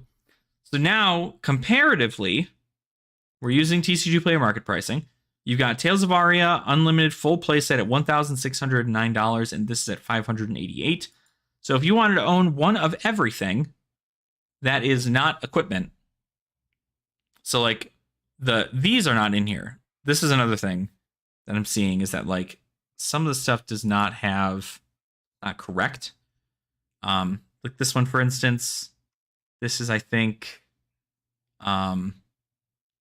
rainbow foil only. So this one is not correct because there's going to be multiples on here because that's the rainbow foil one there. Rainbow foil. Okay, I think we're good on all this here. So now this is what we're looking at. $1,054. So you could go out at market price. You could buy everything for $1,054 or a playset of every card, including one of each piece of equipment for Tales of Aria. for $1,000. Gets you every card in there, full playset. That way, when we go back to Tales of Aria and new heroes are announced, you'll have all these cards. It's crazy good. It also gives you a playset of the Rainbow Foil and the Unlimited, which means that if you really wanted to, you can keep, if you're just looking to master set them, you could keep one Rainbow Foil for your master set collection, sell your 2 other Rainbow Foils, and then keep your playsets of non-foil Terra Sunders for play, if you wanted to do that. But if you look at the low pricing, it's $825 for this. So again, we take a look at this. For a TCG player low, which is where most like backpack sellers will sell you out of, most backpack sellers will sell you TCG player low, maybe minus like 10% or something. So $490 for one of every card in Tales of Aria Unlimited, or another $300 gets you a playset of every card from Tales of Aria Unlimited. And that includes like the Fabled and so on and so forth. So it's not a terrible buy. Yeah, because it gets you 3 copies of Corsham too, which is kind of wild. You probably don't need 3 copies of Corsham. You're probably not running 3. Because this is legendary, you can only have 1, right? It is legendary, right?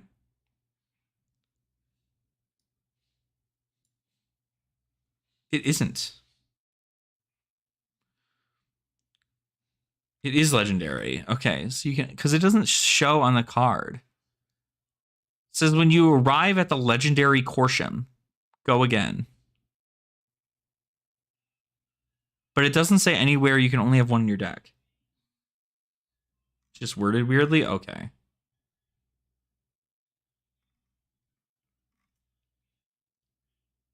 Well, anywho. Well, if that's the case, you probably only need 1. So maybe at most you get 2. 1 for your collection, 1 for that. So I want to go over these lists. I want to make sure everything is copacetic in that situation. The only thing it doesn't... Legendary Crossroads, I see. The text was really... The only thing it doesn't do that I'm kind of like sad about, even though it really doesn't matter because they're never going to cost like an insane amount of money or whatever. But what this doesn't give you is access to the tokens. It doesn't look like they have tokens on here. And obviously, if you're trying to collect every card in a master set, the tokens are important, but tokens are easy for me to get that number out of. I can just go set, I can go to Fabrary, and I can just go set Ellie type token. Boom.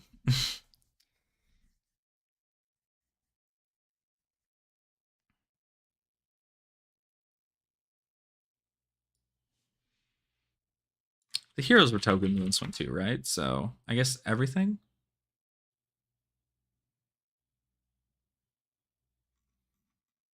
Yeah. Heroes were also tokens. Is it type hero? Yeah.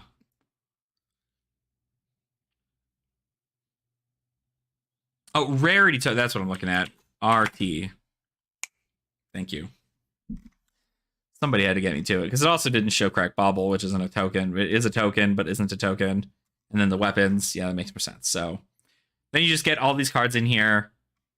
You add up what this would be. This is probably like $1 for every one of these cards for like to get everything here.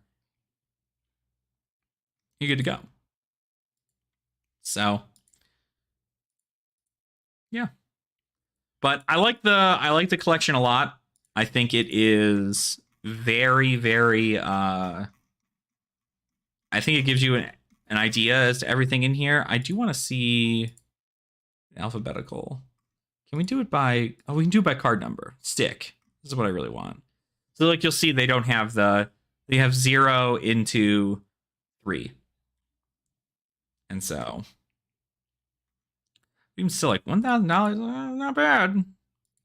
I just think, like, an Uprising Master set, this is, like, crazy interesting, because they come in all these different forms, and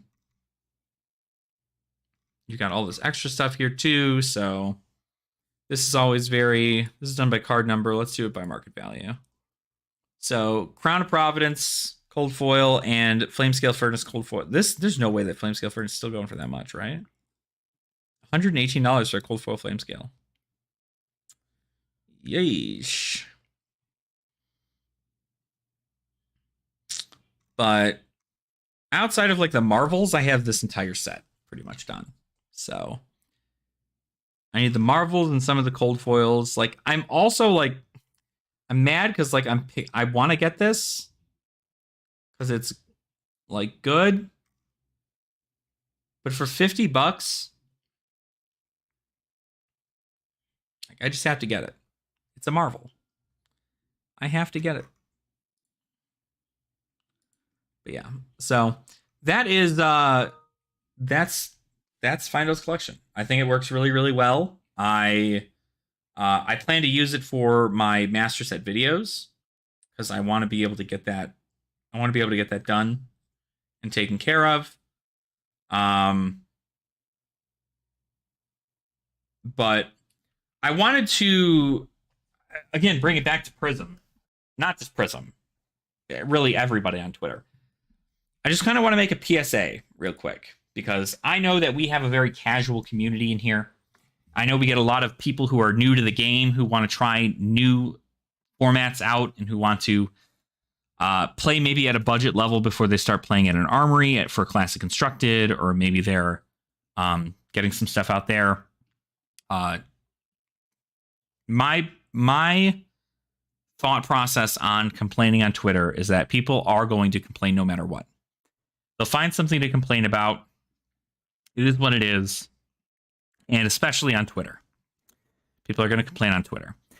What you need to do is be stronger than them and realize that it's not a bad thing to play these heroes. It's not a bad thing to enjoy playing Flesh and Blood. Other people are going to just be salty. That's what happens in a competitive playstyle. Prism is not some dark horse that is going to rush herself to living legend anytime soon. Will she win events? Sure. Will she win events for long? I don't know. We have a new set coming out. And, Mistveil, I'm certain, is going to rock the entirety of the format. But, again, like, you just have to realize that Flesh and Blood has multiple different formats, a lot of them being very diverse in their metas. And more importantly, a lot of them are very budget friendly. There's still a very casual community that exists. Like, I just found out, I think like Monday, that there is a casual Flesh and Blood Discord run by the people over at the Table Pit. Super cool to see that. And very happy to have access to that and show that off to other people. But I know it is like, it's kind of rough for some people because you want to, sometimes you want to play a hero, and when you see nothing online but people hating on the hero, it's rough. But I don't think people are doing what some other people are saying. Some people are claiming that it's like people are bullying other people out of the game because they're playing that hero. And it's not the player that they're bullying out. It's just the hero.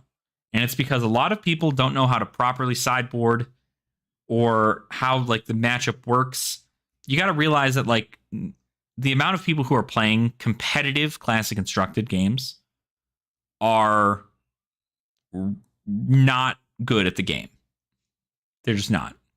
They play on Talishar mostly because they don't go to an armory. And then when they go to an armory, they realize that Talishar has done nothing for their learning skill at all. And then they don't know how to pilot themselves into certain matchups, and it fails for them. They feel bad. They see online that other people are complaining about heroes, and they go, wow, I lost to that hero once. That's it. Like, this hero is really just a negative impact on the game right now. like Starvo was a negative impact on the game, from what I know. I wasn't playing when Starvo was there, but from what I've seen in the Living Legend format, there's a reason Starvo is like nearly the only one that got a lot of these restrictions. Bad. Yep, exactly. Exactly, Yama. Yeah, they misplay because of their Talishar experience. And that's why, you know, and I want to make a video on it because I feel like it needs to be said, even though I'm sure not a lot of people are saying it. I think the people over on Talishar are doing a great thing for the community by spending their time going over and creating an online platform for people to play Flesh and Blood for free and test out decks before they buy expensive cards for their competitive deck to bring to an armory. But there is a negative side of that, because when you only play on Talishar, you're one, affecting your own playstyle. You know, like you're not getting practice into actual play. And second off, you're genuinely not helping the overall like concept of the purpose behind the game, which is to get you to go to an LGS and play the game. And obviously you can play it at home too, right? It's another thing you can do is play it at home if your LGS doesn't have like a thing. I know it's rough to have that kind of expectation to force your players to go to an LGS, because that's a big ask for somebody. You know, you can play Magic the Gathering Arena and play Magic Online. You can play Yu-Gi-Oh! Master Duel and you can play Yu-Gi-Oh! Online. You can play Pokemon TCG O and you can play online. All three of these the big name companies have an online platform, and Flesh and Blood doesn't, except for Talishar. And their whole concept is behind the fact that they don't have an online platform. Again, I think that it's fine that Talishar exists, but I think that Talishar harms and also helps. But it helps to also know that there are online webcam like leagues, as well as webcam events and webcam armories that exist. And those are probably a lot more interactive than Talishar. So, play myself in 2 browser windows. Oh my god. Just playing against yourself. Important factors that those platforms primarily exist to create revenue via its own in-game purchases. Exactly. Right. Exactly. Like they exist strictly because like you're buying fake cards at that point, right? Like Magic the Gathering Arena, you're usually buying fake cards that are digital for you to play online. And at the same time, it's a testing platform for people to use those cards to then buy the decks to go to their locals and play at an FNM in standard or whatever. And you get to do that. But Talishar does not have any in-game purchases outside of like if you consider a Patreon subscription a purchase. But it's not trying to make any money off the game. But the people who are buying physical cards based on Talishar, I don't know, right? See how the deck plays out. Also getting some okay-ish reps with other decks. That's fair. I mean, it's nothing wrong with, you know, going against yourself. I feel like it's like the mindset's always different. But I get being able to do that, right? Right. Like it's great for practice if you're trying to get practice in, especially if like your teammates are all the way across the world or whatever. But I also feel like this is it's another thing because there are also like we've done it for the Clash Bash League and everything too, but I wanted to theoretically, I didn't have all the cards to be able to do it at the moment, but I wanted all of my games in the Clash Bash League to be in person, to be webcam games. And the reason being is because I wanted it to make sure that we were still supporting LSS by knowing that we are buying these cards, that we have bought these cards, and that the cards are being used for play. It's just online because like some people live in, Norway or Spain or somewhere across the world, right? So it's easier for us to just be like, cool, I have a webcam, you have a webcam, let's plop it on there, we'll play the game. But,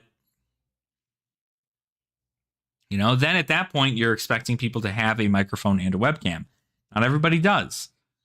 So Talishar exists. But I'm not a fan of Talishar, personally. I feel like Talishar also is like, you have to play in request undo. Because the fact that you can undo something is crazy bad for your learning practice. Like, crazy bad. I feel like you don't learn anything by undoing. You just go, oh no, yeah, that was a bad line. And like, you just undo it. You do it again. Or differently or whatever. Because you also have the aspect of like, if you roll something in brute and then you undo, it won't roll the same number for you, as far as I know. So, ooh, Capamello. Hello. Thank you for the subscription. Hi. You're up there. That's you. That's you right there. Thanks for the subscription. I do have, for the record, anybody who might be joining in, I do have subscriber mode only on. The reason I have that on is for in case there are bots. Sometimes there are bots that pop up into live chats, especially for lower tiered streamers and stuff like that. So that's the reason why. So if you subscribe and wait like 5 minutes, you'll be able to talk in chat. So Capo, I hope to hear from you in like 5 minutes. But unless that was delayed, right, then I can hear you there. But thank you so much for the subscription. We are, so I guess we can change that number now probably, huh? Yeah, Capamello. Oh, just like dinged on my other side here too. Fun. But yeah, so I think I'm very, very excited just to see like the general idea behind things. I just always feel like anything that happens, somebody's complaining, right? Like, if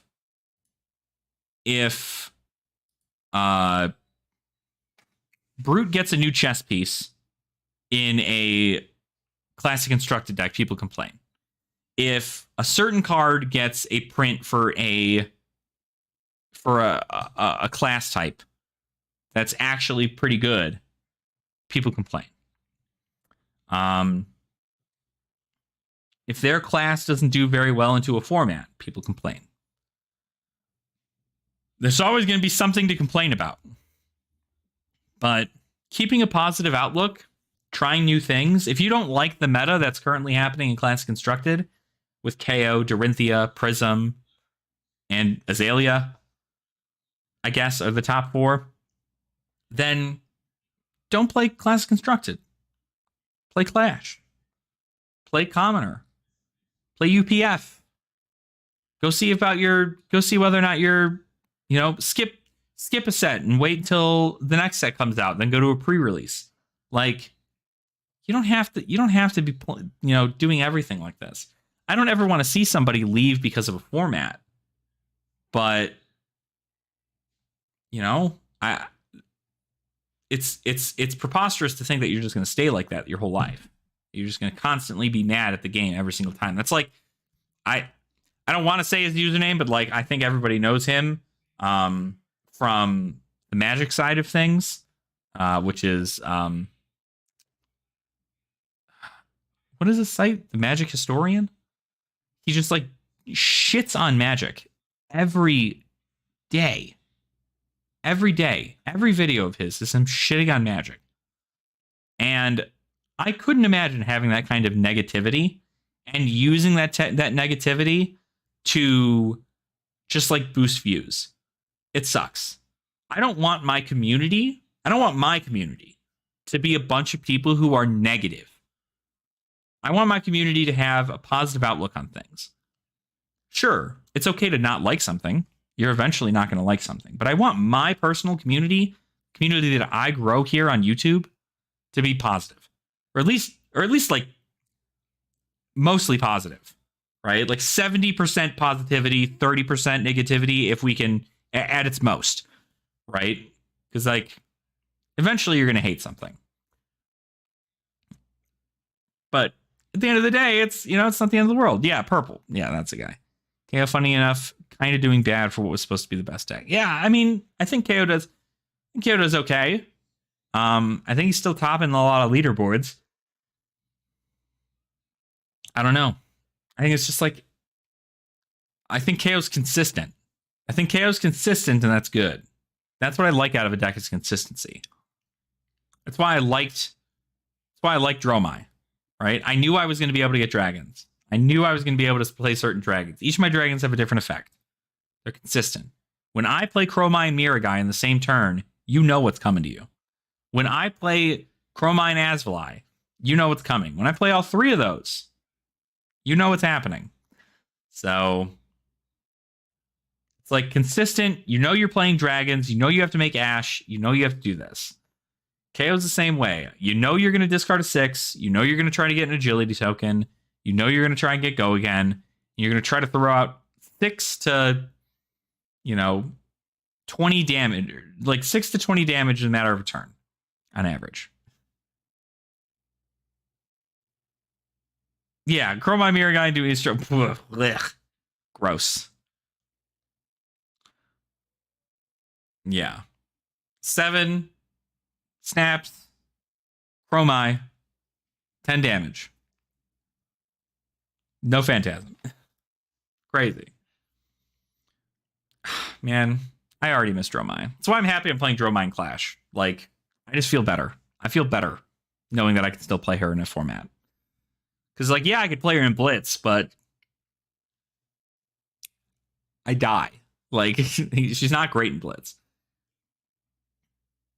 She might be if I play, like, defensive Big Dragon, like I like. But who knows? I don't know. But I'm curious to see, like I said, I think most of what I'm excited about is I'm excited to see what happens in MST. I'm excited to see all these other things here. So what's up, Capo? How are ya? How the heck are ya? Feel free. Let loose all of your thoughts that you have been holding back for the past 5 minutes. I'm building a Clash list for her, but Dromai and Blitz. Yeah, Dromai and Blitz is rough. Like I said, the addition of Majestics and Legendaries really shoot up the power level, which is why I like Clash. It's mostly rares and commons, except for specializations and a weapon. That's it. And so, like, if it's a specialization, it's got to be, like, insanely good, and it's got to just really flow well. You can't just put, like, specializations in there. Except if you're playing Shiana, obviously. But I feel like it's just so... Yeah, any weapon. Any weapon you can play in Clash. So, Majestic weapons you can play in Clash, as long as it's within your class. The only thing that isn't allowed is Rosetta Thorn is restricted to Briar only. So, you can't play Rosetta Thorn in Chain or in Vincent or anything. Prism Without Footsteps, Candleline. Apparently, I don't know, one of the guys in our Clash Bash top 8 is playing New Prism with Old Luminaris. So you can do that. But that is a thing. I did want to comment on the play something else idea with when people are getting tired of CC. Not much variety in my area. I'm one of 4 who do UPF locally and outside of skirmish. Not many do Blitz. Clash doesn't even exist really. That is true. I know I think that's a lot of like the hardest thing there. It's not really an excuse though, as there are many formats and many more play stores supporting everything. Yeah. I think that's just another thing. I know it's still, even though even though 5 years of Flesh and Blood have existed, this game's been around for like 5 years. The fact that stores, especially here in the States, I'm assuming you're living in the States if CC is like the main thing. But like, I think everybody just knows that Magic consistently still just gets people in, even though there's so many people who are like mad at Magic. There was the whole thing with Magic 30 where everybody was just like, yeah, like I'm leaving this game forever. Everything about the game is turning into a cash grab and none of it is fun anymore. And it's not even holding the same identity because everything is just a Universe Beyond thing anymore. I'm out. But they're not out. They were never out. You didn't see a huge drop in stuff. You saw like a 2% drop in players.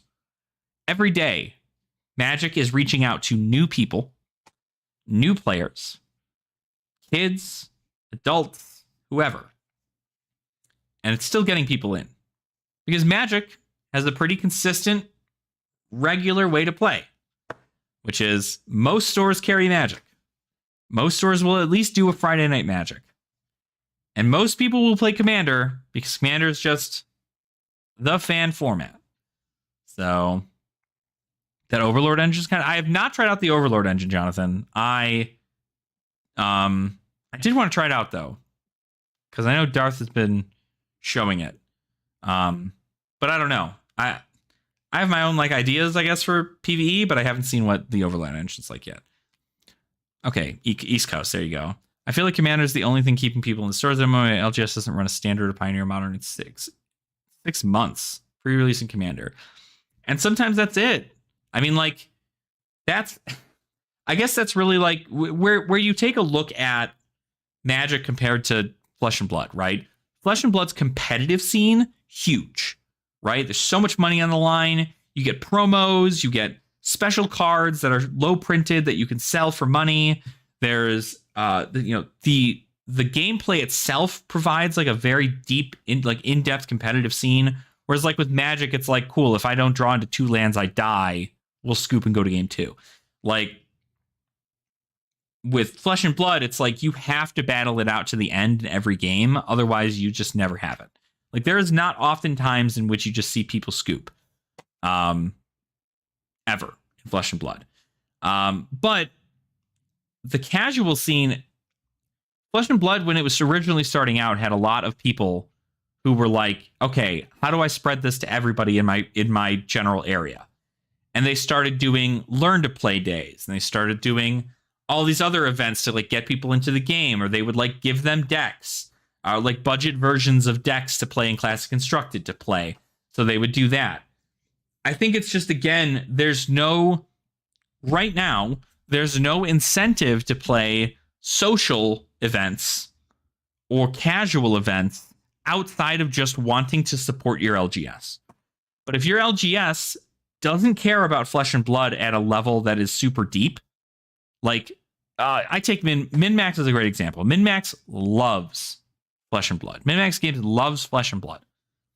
But they don't cover too many games. They cover Lorcana now, Magic, and Flesh and Blood. I think sometimes they do like a Pokemon event every now and again. Oh, and they do Star Wars Unlimited, I guess, every now and again too.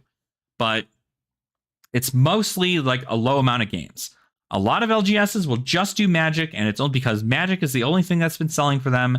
They only sell Magic because, Magic is what sells online, and so on and so forth, even though you can sell a great amount of singles in Flesh and Blood.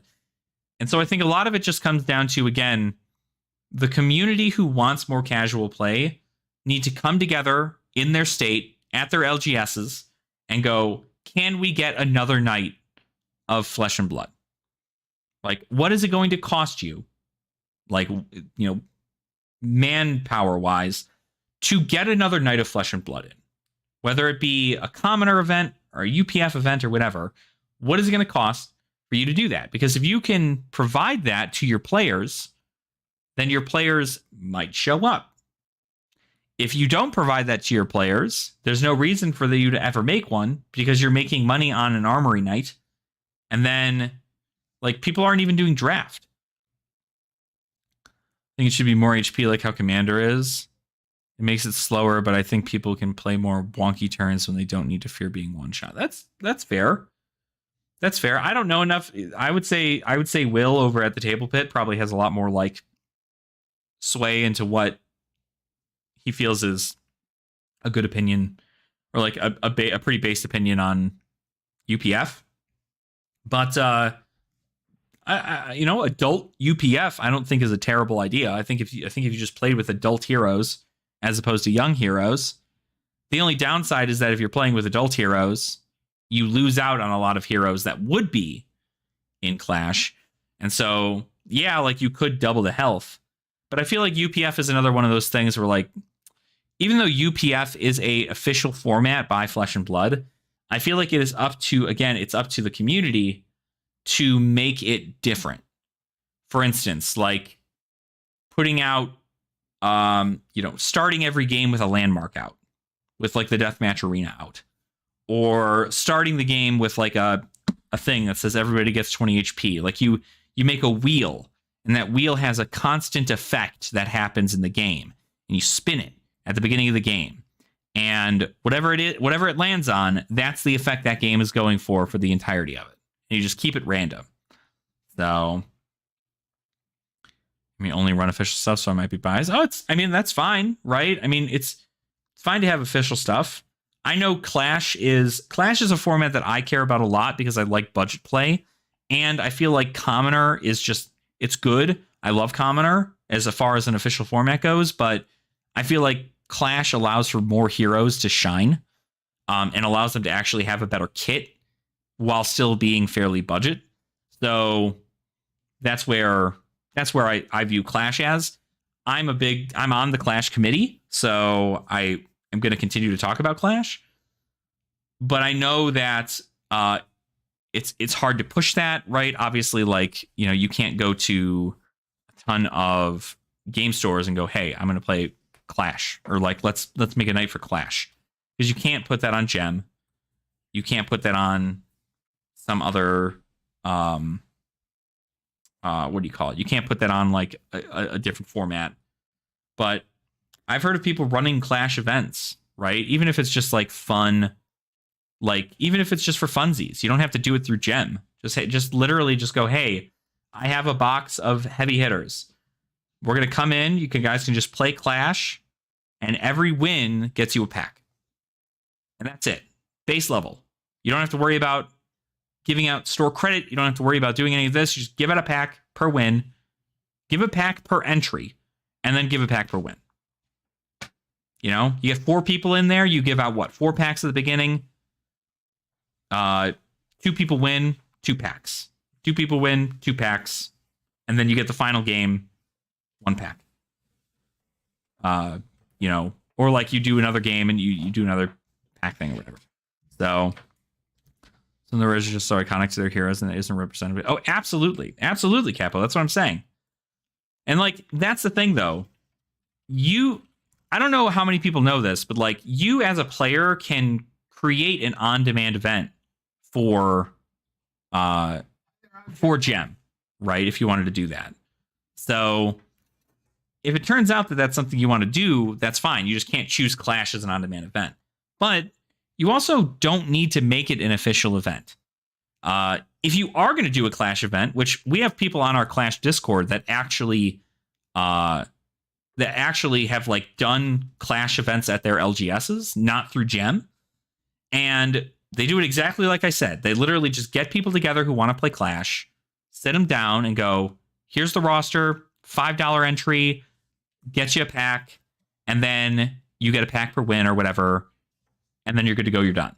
And then they even go as far as to get the results of that and tell us on the committee what the meta was like, or not the meta, but like what players were playing what, and who won, and what was undefeated, and who did really well.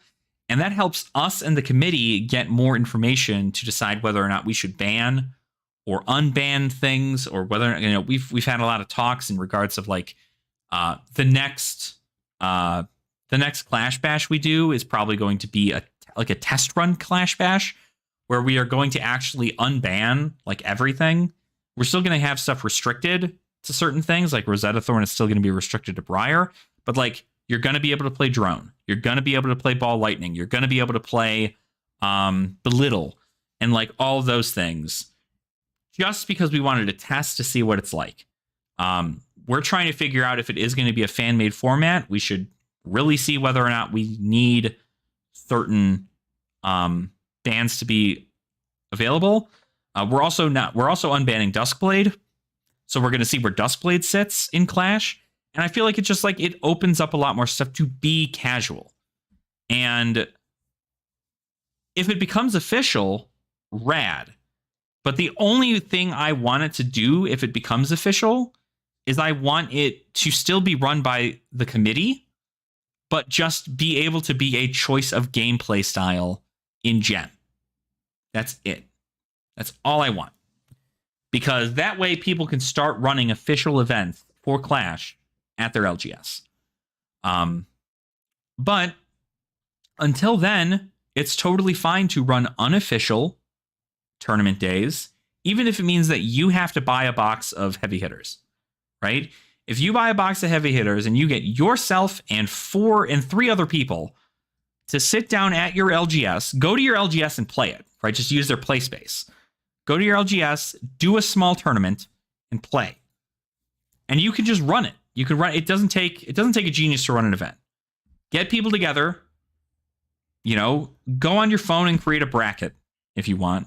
Randomize the amount of people who are going against one another. Keep a score of who's winning and who's losing, and then give out prizes as necessary.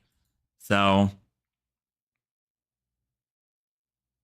I think it's a great idea. And it's a great way to start, even if you just have to start with 4 people. 4 people is like the minimum you need. But if you can get like 10 people to do if you get 10 people into your LGS for an unofficial Flesh and Blood event, and your LGS sees that, they might be willing to take that opportunity, because instead of you getting the money, they get the money. And so they can just purchase more product for them to do this exact same format in the exact same way, and they can host it on a certain day that works. So it's hard. I gotta say, it's difficult, right? Yeah, absolutely. I mean, mention it. That's the worst they can say is, no, we're not willing to do anything like that. You're gonna have to do it yourself. And if we see that a lot of players are getting more interest in it, then you can do it, right? Especially with Clash, right? I was just told, actually, you should do a big Sunday once a month, maybe a random Sunday. Yeah, there you go. Why not, right? If you're able to get it done, get it taken care of, I think it works out. And I actually, funny enough, this is something to bring up. Obviously, again, Clash not being an official format, don't worry about that specifically. But I was on Twitter, and Amethyst, I believe her name is, she was making she was doing a social play event at her LGS. Now, social play events, as per LSS, as per the Flesh and Blood website, say that they are only to be UPF. You only can play UPF as a social play event to give out social play kit prizing. But it turns out that as long as your event is casual, you can run it as on-demand. You can run it as an on-demand event for like Commoner or for Blitz Pre-Constructed, and you can still use that as a social play event to give out social play kit prizes, which is great because most people aren't giving out the social kit prizes, and the social kit prizes are huge. The next, I think it's actually already out, I can't remember, but the next social play kit is going to be Bravant, and you're going to get a chance at rainbow foil civic steps. You know how crazy Guardians are going to be for that? Like, what? So, you got a Bravant kit. Okay, so there. So, yeah. Nice. Hell yeah. Hell yeah. I wonder, is that up on... I got to check this now. Oh, it is up. No shot. Y'all, are you seeing this? Rainbow foil civic steps $150. It's the only one listed. Like, what? That's crazy. That's crazy. So that's what I'm saying, right? Like I think the kits, yeah, one was bought at that price. Yep, $148 recently one was bought. It's just like it's seriously, it's just another one of those things. And it's gonna feel bad when Guardian gets another Temper 2 foot piece, if they ever do. But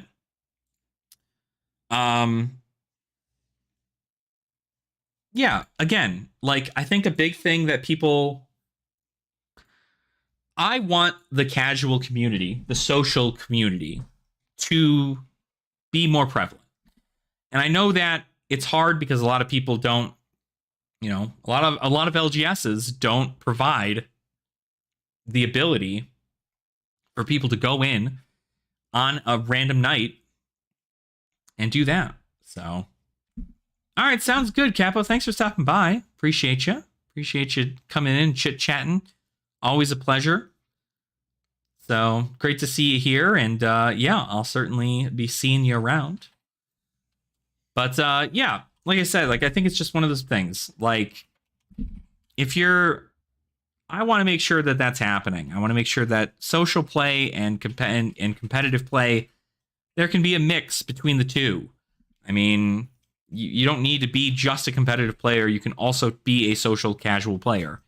And sometimes it's good to take a break from Classic Constructed and play something else. I really enjoyed playing Blitz Pre-Constructed. I think Blitz Pre-Constructed is super cool. You get a pre-built deck, play it. And I even think on top of that, being able to do things like a pre-constructed league is really fun because you can play a deck and just, day one, it's just the deck itself. And then the next week you can buy, you end up getting a pack when you enter into the event. And then you can take any cards from that pack and put them into your deck to make it a little bit better. And then you keep doing that for like a month. And then eventually you figure out a winner for the league. Super cool. 4 weeks, easy stuff.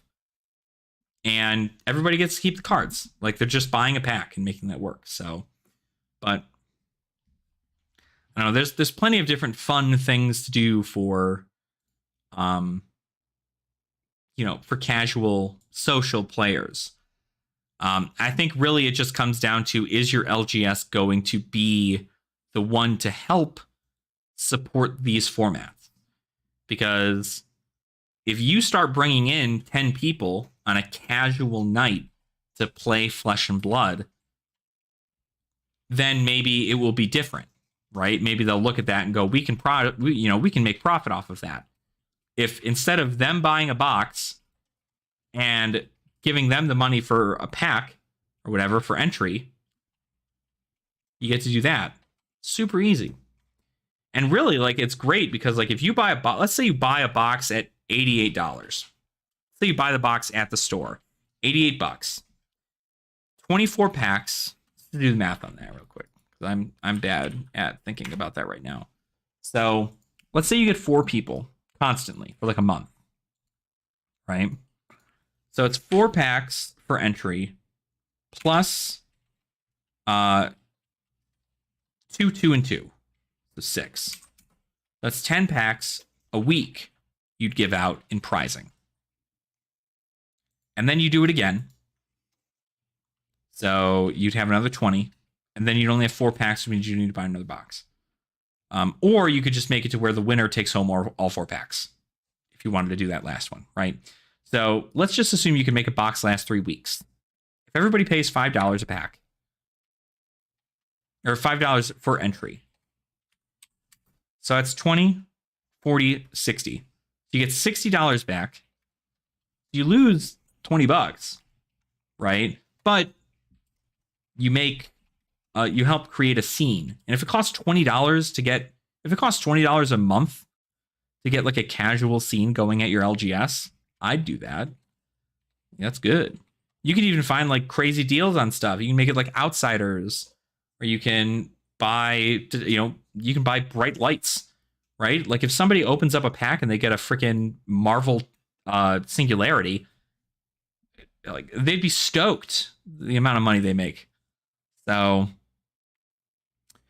that's just one of my things. I'm just like very, very adamant about trying to make sure that happens. And like I want to go to like our LGS on a Friday. Normally on Fridays, my buddy, myself, and a bunch of his friends from work all meet up at an LGS to go play Commander. And I don't like Commander a whole lot, but I do play Commander if, if everybody else is playing it, I have decks for it. But I'd much rather be playing Flesh and Blood. I'd much rather take all like 8 people that we have on a regular night and just get them in a tournament to where we can play against one another in a 1v1, and whoever comes out the winner gets prizing. And I would gladly give out that kind of money, right? Gladly. Especially if it's like $5 per entry. Just come in, play. So I don't know. But I've wanted to at those same nights, because obviously Fridays is FNM at most LGSs.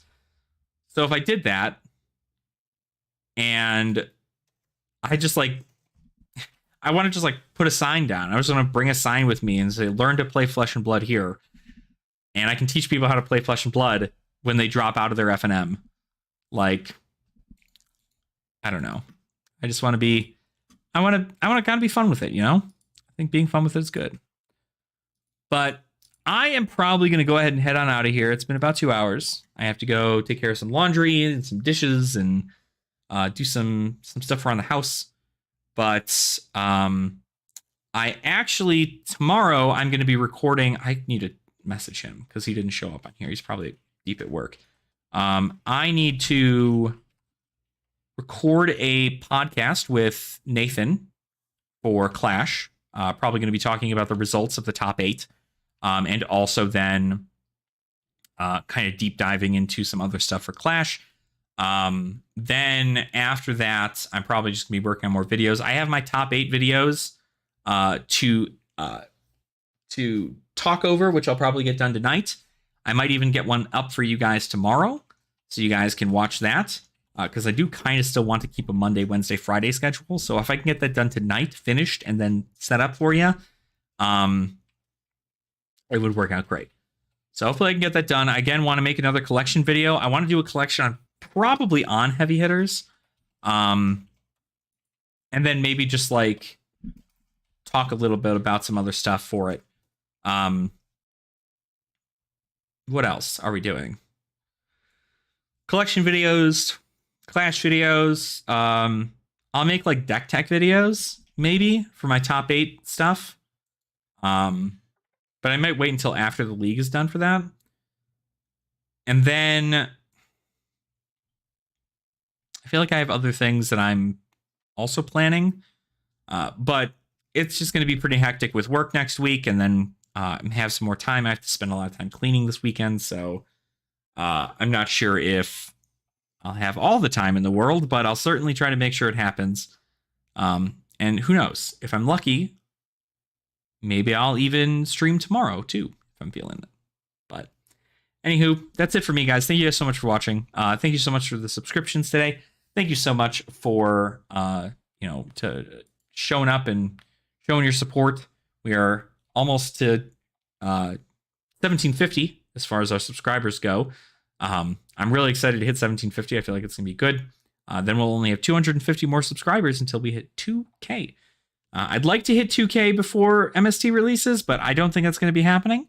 If it is happening, though, sick. Very excited. Make sure to tell your friends to subscribe. But if not, no worries. If we do hit 2K before MST drops, though, I'll probably end up doing a giveaway of some sort. But we're going to do a giveaway at 2K anyway, so I'm excited. But that will be it for me. So take care, everybody. And I hope you have a great rest of your day. And make sure to continue to have fun in the Flesh and Blood. And I'll see you all very soon. All right. Have fun. Nerd out.